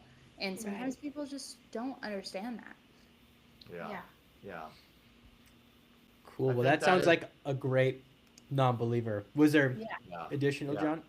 Or just the word curated. I mean, people who come in, they go, "Oh, wow, this is really curated nicely." I hear that a lot. Well, Thoughtful, that is intentional. perfect actually, because we are leading into sacred words, which I will read the prompt and then we'll talk about some of them. So, what are some of the internal words used to describe what you do and what others do with you? Now, it doesn't always have to just be internal, used between you and your team or just things on the inside. You can also think of sacred words as, Starbucks. Their coffee is tall, grande, venti, which is very different from the small, medium, and large. And those are sacred words to their brand. But if it's also just things that are kind of said throughout your interactions with others and what they do with you, if they come in and they're like, wow, this is curated, or that word is often exchanged to describe some of the things that you do, it's a perfect sacred word, especially if you use it repeatedly. It doesn't have to be as grand as Starbucks's, way that they do small, medium, and large. They can also be small things. Okay. Yeah. I would say we use the word global often, curated, um, artisanal, maker made, um, Vintage, vintage, yeah, found. found, yep. Would you say findings is maybe one of them? Not really Or not? findings, found. This is a found item. Often in the design world, people call, a piece that's not newly made a found item, so if it's a built-in, and then we need a found item here, that's kind of the vernacular. So findings actually relates, the word findings is often used in jewelry. So it's, sometimes people, if they look us up, they think we're jewelry fittings, because the findings are like the clasp and the this and that. But I'll just say that's kind of how it's ended up. But And architectural salvage. yes, As long as reclaim- these words are like sacred to your brand. Remember, Starbucks, tall, grande, venti, those are theirs. So the only thing I'm getting worried about here is that's a lot of them. And if there's Yeah. not one that stands out that really just describes it, I would actually say none of these are your sacred words. They're Yeah. just No, I descriptors. agree. interesting. Yeah, they're definitely not something that we own. Be Like nice one to thing get. that I did hear you guys say repeatedly was the phrase distinct and unique. Yes. If that was something that is the way that you describe your products and what you do, and it's front facing and you use it often, then I would say, yeah, that's actually a sacred word because you're using it repeatedly. But like item descriptions and things like that, Sure. they'll be a little Yeah, bit. we used to be distinctive blue crate was our very first on the side of our wall in Trinidad. It's the paint, the wall's still there. It's called distinctive blue crate. Collected from villages, blah blah blah, around the world. So I would say, kind of curated, distinctive, are two words that we say a lot, right? Yeah, we do say them a lot, but we definitely, a lot of other people use them too. Not as many probably say distinctive, but curated for sure. Yeah. And it's okay to not really have any right now. A lot of the goal with primal branding is you will see things that you actually aren't doing excellently. And that's not a statement of, how well you're doing as a business. It's just an opportunity for growth. So it'll only make you that much more successful, that much more branded, the more we start to just think about these things. And so it's just an invitation to kind of open Yeah. up. And Yeah. I would say that even just as more examples, not to add any confusion or anything, but have you guys ever heard of that olive oil brand Graza, the new one in the plastic bottles? Mm-mm. So Okay. they sell artisanal olive oil. It's from one place in Spain, and it's actually quite high quality. But their whole thing is that they're tired of these olive oil companies making it so inaccessible to buy quality olive oil because it can be expensive. The packaging has all these words that a consumer doesn't really know how to make sense of from a high level when they're picking it up on the shelf. So they put it in a plastic bottle and they decided to make it super friendly that you just squeeze it out, almost like an old school mustard bottle, even Wow. though it's quality olive oil. And Wow. they have these three different oils that they sell, and their names are actually quite silly. So there's drizzle, sizzle, and frizzle. And it's all based off the smoke points of the olive oil. And so they Wow. have these silly little sacred words that then it teaches how they do their recipes. So here's what you can drizzle with. Here's what you can sizzle in a pan. Here's what you can frizzle, which is fry. And so those little touch points like that, I'm sure they'll come up over time, but they're also just exciting to think about what to create. Anywho, I just wanted to share that to maybe Yeah. add something fun to the table. And And That's Yeah, awesome. I love that. We're really gonna have to quick. go I want get to get some. it. Yeah. Oh yeah, you'll love it. In terms of like branding and packaging, you guys it's will think like it's super cool, A1. yeah. And it just to add a little more color, sacred words doesn't have to be like some like catchphrase. Like we work with another client, they do like plumbing, and their last name is Small. They say one call from Small does it all, and it's like that's great, that's awesome, that's a layup, but it doesn't have to be like that silly or as silly as Yeah. the olive oil one.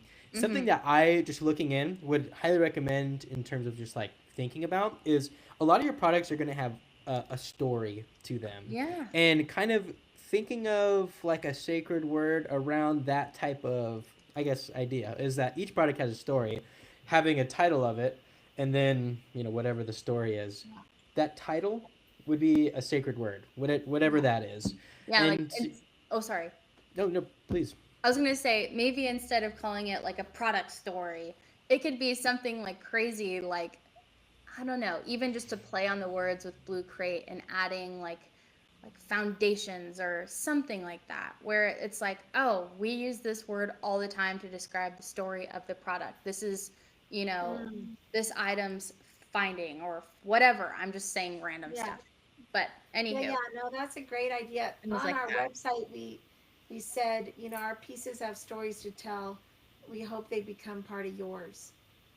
I love That that. was, so I think that's something, to play with, Mhm. and kind of develop, I think, Yeah. further. I love it. There's so much opportunity. It's really awesome. Cool.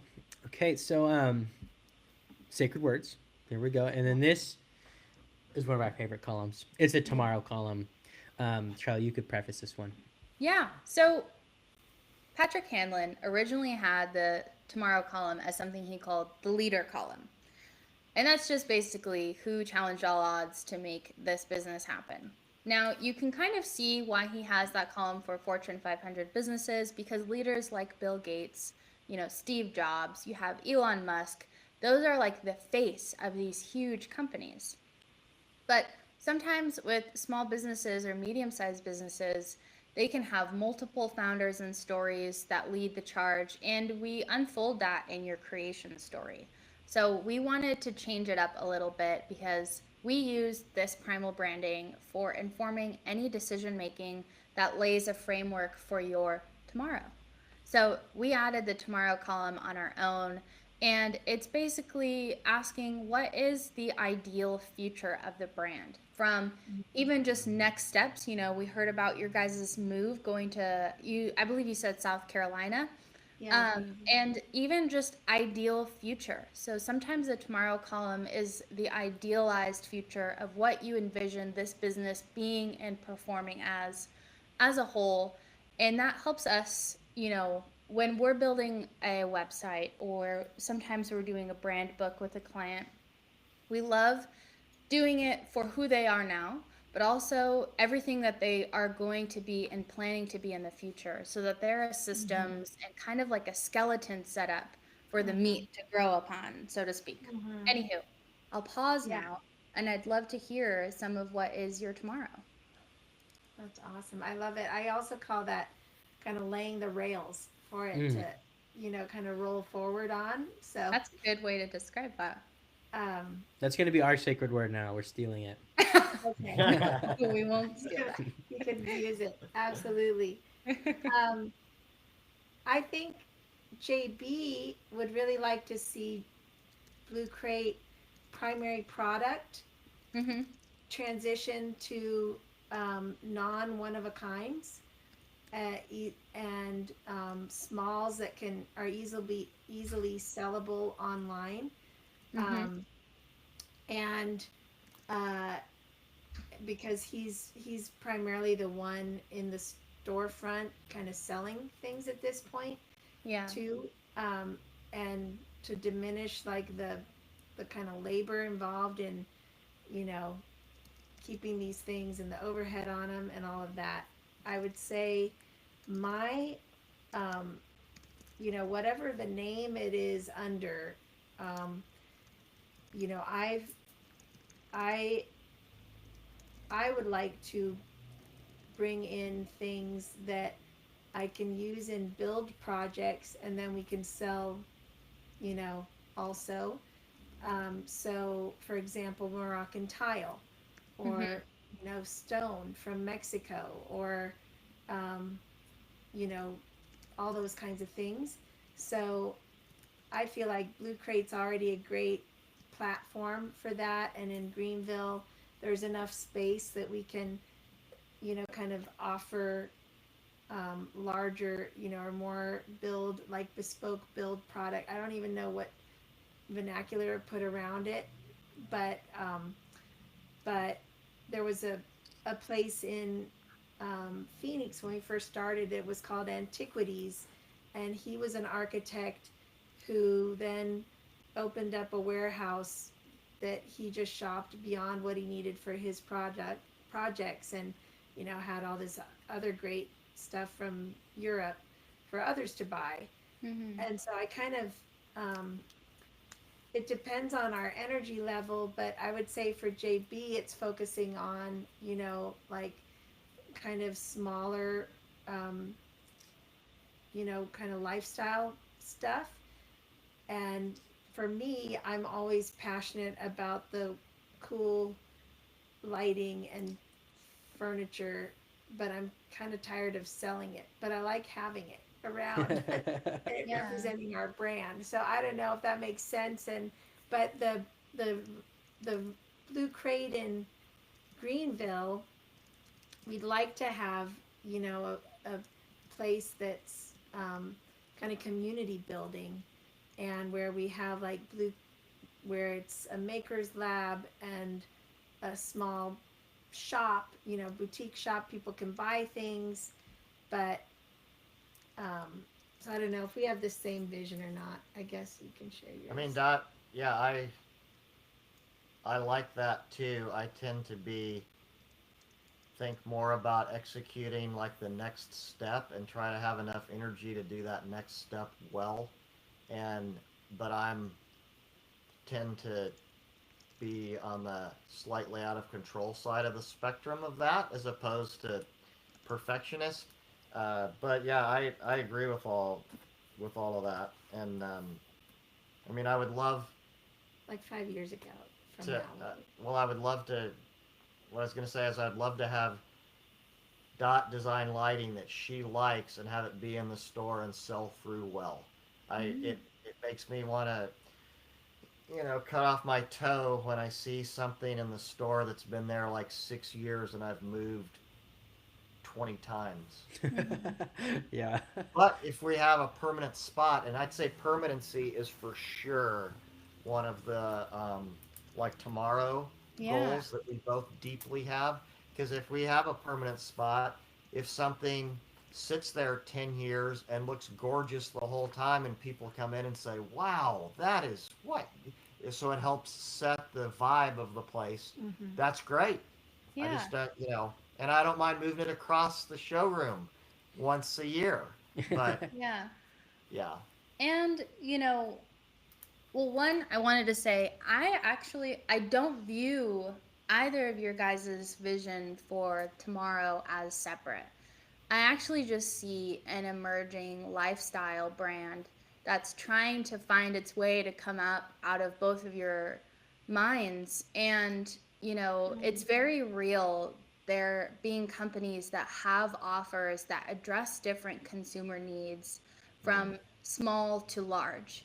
In the marketing speak, it's called a funnel. You have top of funnel customers, middle, and bottom, which are those people who are willing to spend tons of money on tile from Morocco or stone from Mexico, to the bottom end of those larger design jobs where you're helping these people.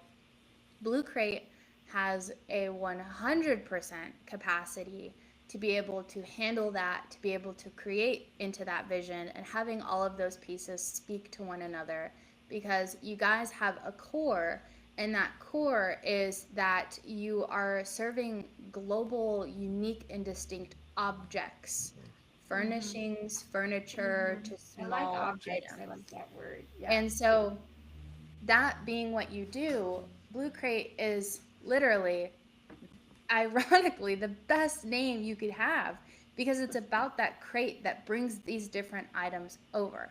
So I just wanted to give a little bit of a word of encouragement that these visions 100% can work together and work as a business system. I mean, even Branch ourselves have our own way that we talk to each level of customer.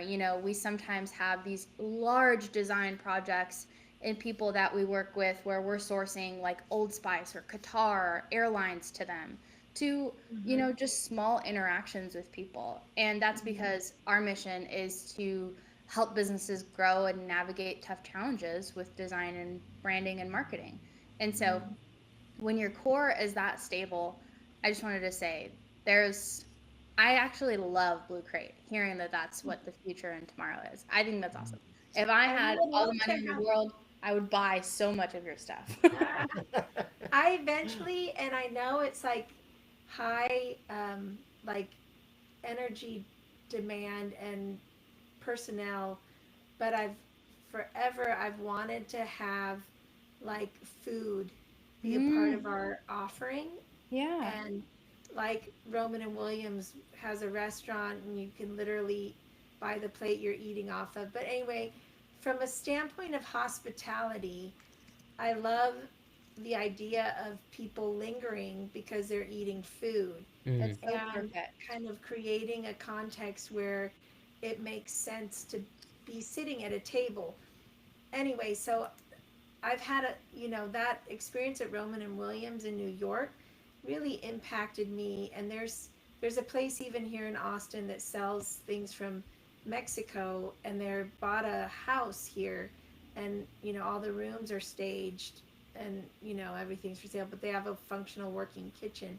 Mhm. So within reason, as far as what we can manage and maintain, we've all that's been something we've wanted to do. And you always hear restaurants are so much work to la la la, and it's fresh food. And so I everyone says don't do that, including JB, but it continues to be in my dream of like kind of a hospitable place, and being able to buy a glass of wine and an hors d'oeuvre or whatever, that it would make good money too. Since I designed that restaurant, I recognize.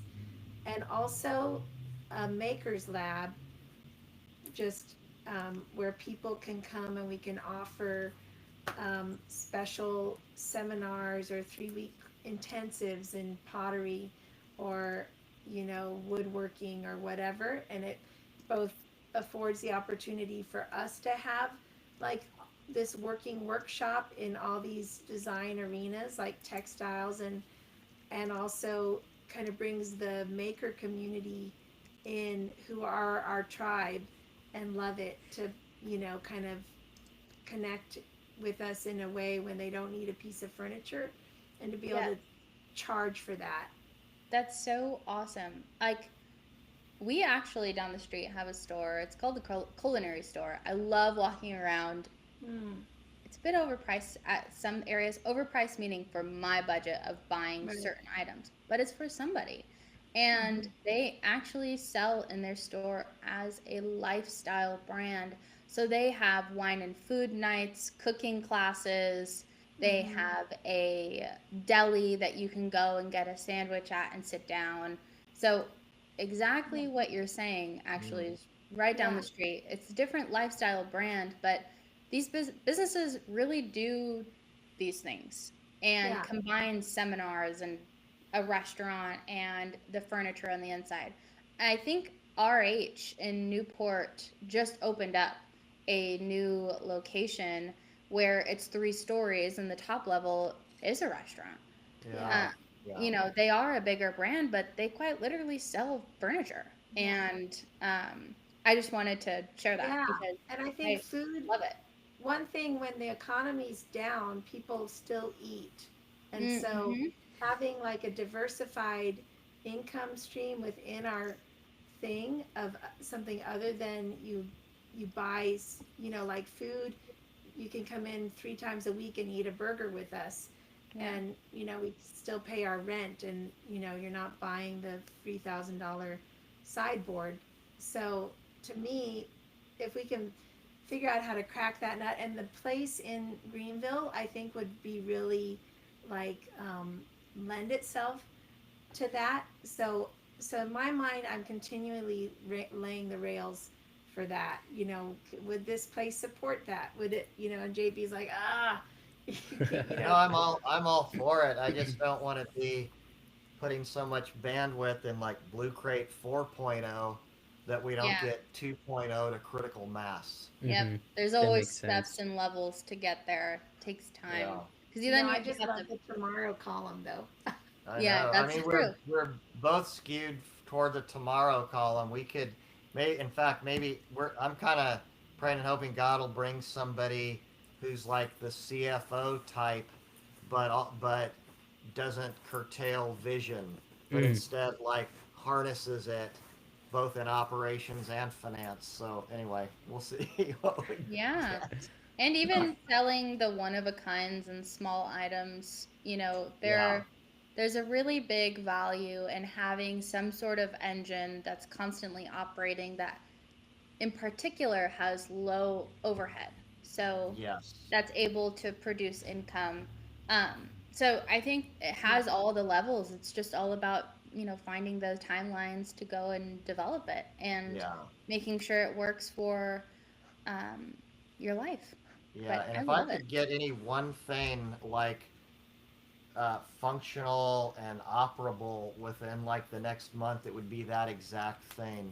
And I've struck like I've gotten to where I can hit the shop button on Instagram, and I have a couple of posts, like I think the beanies, but where if I can get to the point where instead of just having 4 or 5 things, I've got like 20 things in the Blue Crate findings Hmm. spot, and out to my audience can be an easily shoppable thing that can be drop shipped, from Crochet Kids, because we have all that set up. And Shopify has a thing called the Collective that you guys probably already know about, but it's set up to execute for exactly that situation. So potentially, with my daughter's help, who's very tuned in to supply side things and brand perceptions and all that kind of thing, I could hopefully get 20 things that are drop shippable, and then have her and I and whoever else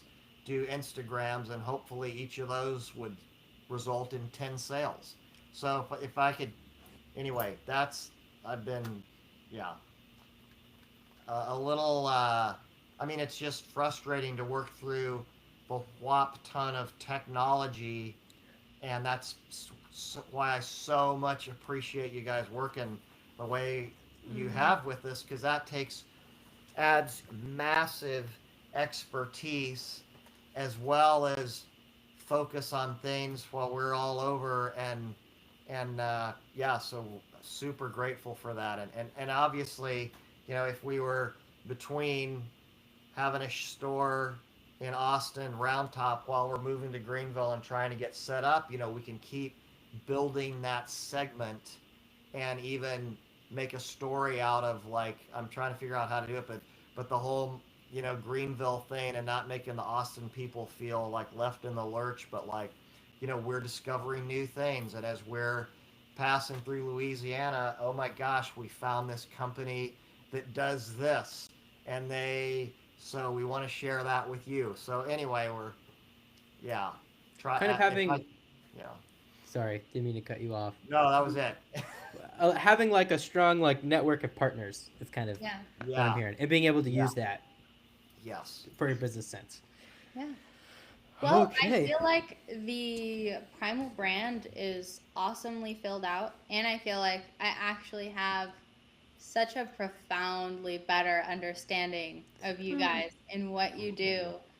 And It's night and day. it's Oh, honestly good. awesome. Because at Oh, first that's I was good. just like, oh, they just resell antiques. But now I understand that there's so many awesome pieces tied to it that I did not know before. And I'm so grateful to know. Oh, would you want to see that PowerPoint? Super Yeah, I was quick? just about to say that. Yeah, I was gonna say if we haven't tired you guys out, it's been a long meeting. No, Yeah, we're sorry. we're grateful to have somebody who has a heart to listen. Oh Did my you God. Share it with them? Did you send Well, share you want to screen? set it up? So the Okay. way that Oh, you do it, yeah. if you're looking at a desktop, is at the very bottom of the screen, you'll see a button that says leave. Don't click on the button that says leave though. It's the one right to the left of it. It'll say share with a little arrow pointing up, and then you'll get a Okay. pop up. Oh, And let's get It's on back to it. yeah. So. Okay, it's here, share, right there. See Yeah. that? Okay. Uh, So. presentation. Yeah. Okay. And it will be quick, but I think the visuals will be pretty good. Let me just do screen so I can get to that easier. How do I do it? Select tab to share, and then that's your. Is it in a tab? Your PowerPoint? I don't think it's in. you Yeah, can do that's why- entire screen. That one's the easiest one. But it does share your entire screen. But Okay. Can you see it by chance? not yet. Okay. Oh, I don't know if I'm going to be able to actually. I think go back. Can I? Here, why don't you do it? Yeah. Dot's much better at this. And we. Um. Select a. It is window. on. This one. Okay. Yeah, that's Yeah. it. Okay. There we Can you go. see it? Okay. Yes. So when I was trying to explain this to my son-in-law with all this stuff, it was just like, okay, there we are, like, you heard the long version of this, and you heard that too. Purpose and concept, we hit on all that stuff. So here's like a good example. On the right, you've got that's the restaurant doesn't- Dot did, and those It looks cool, like it's frozen. It's not. It doesn't look like Oh, it's moving shoot. the slides. Oh, it's not moving. Darn. Okay. Underside. Stop sharing. Oh, there looked like a spot for the Let me get out of whole screen. escape. Okay. Can you still see it now? It looks like the screen sharing stopped, so you'll have to go probably back into Riverside and then Okay. hit the share button again. Okay. Here we go. Okay. Let me see. Share.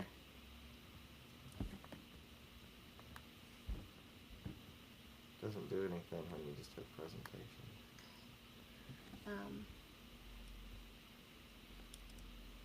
It's on the. Yeah, then when you go to share, make sure you hit the screen one and not the presentation one. Okay. And then we'll open this up. Can you see it now?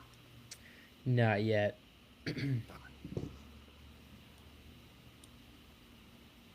Well, we could do it another time, or I Okay. could just. Here, how send it about to you. this? Can you send it to me? And what I'll do is I'll share my screen and you can explain it as we go. Oh, there we Oh, go. there we go. Oh, got it. Oh, Good work, Dot. Don't go into full screen. Just go. Okay. This will be better. Okay. Yeah. So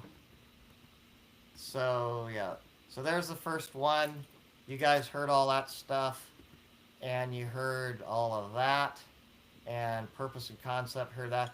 So see the one on the right side, how it's like the juxtaposition of a restaurant that has an antique built in with that architectural piece.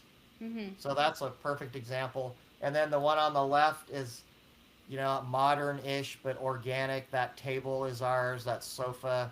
I designed the house. Yeah, she designed that house. Awesome. So That's it's pretty. a gorgeous spot. So then this was our old cultural, authentic places. This is where we shop, and it literally is the joy of adventure, joy of discovery. Like we might go in a place like that, and they have 3 or 4 things they want to get rid of that are just the coolest 60-year-old pieces of furniture that they're about to throw out or burn.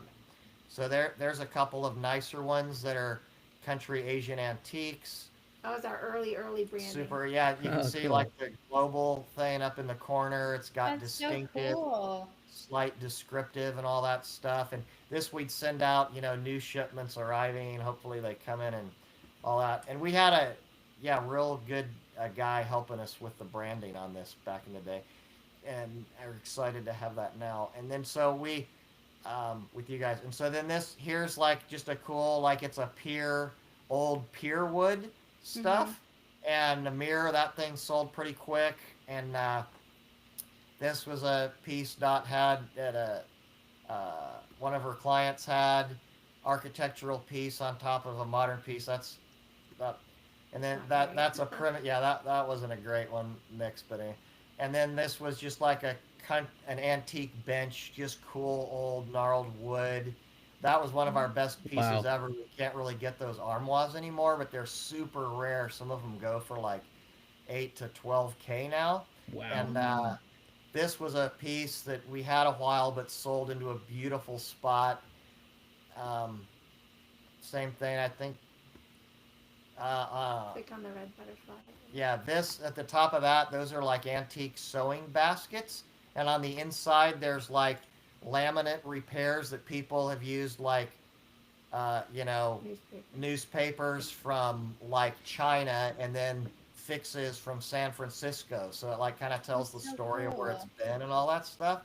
So then this is just a cool country chest from rural China, just chunky, interesting. Kneading bowls. Those are those sewing baskets. This is new, made out of teak, but it's from where our partner is now in Indonesia. So we can get cool teak stuff as well as design things, onyx little bowls, reclaimed wood, tables. That's what those are. And so, yeah, so that's where we used to be, and that's the place we used to be at Cisco Village. There's Emma, our daughter, doing the store. Super cool country stool there in the front. But anyway, yeah. So, and then heading out towards like, Dignity Coconuts, Crochet Kids, those kinds of things. So, yeah. So I thought those visuals might be kind of just helpful to see. Yeah, they really are. Can I hit the stop sharing button, or is there anything you want me to go back to or curious about? Or The items are so cool. Those armoires were insane. I know, aren't those so cool? Oh my gosh. So, and some of them have, it's crazy, like the lower drawer, it'd be like you can pull it out and there's a hidden compartment in there where they'd keep cash or maybe keys or something. So just like the old school building, the mortise and tenon, the simple like doors that just open on a primitive pivot, but they're just fascinating and cool. Textural. So yeah. That's why I keep going back to one of a kinds, because they just don't make them like that anymore. Yeah. Yeah, they And I don't. love those. I love those. We just like, if we can just add stuff to sell through, the one of a kind set the tone, they sell, and then the other stuff on top, and then we can save the world and save orphans, and make the world look better, all in one stop. Yeah. Oh, it's so close. Oh, that's Yeah, awesome. right? Well, that was your primal branding. I hope that felt like you have Yes. much more clarity on like Yeah. your business as a whole and some things to kind of think about as you're transitioning to a new location.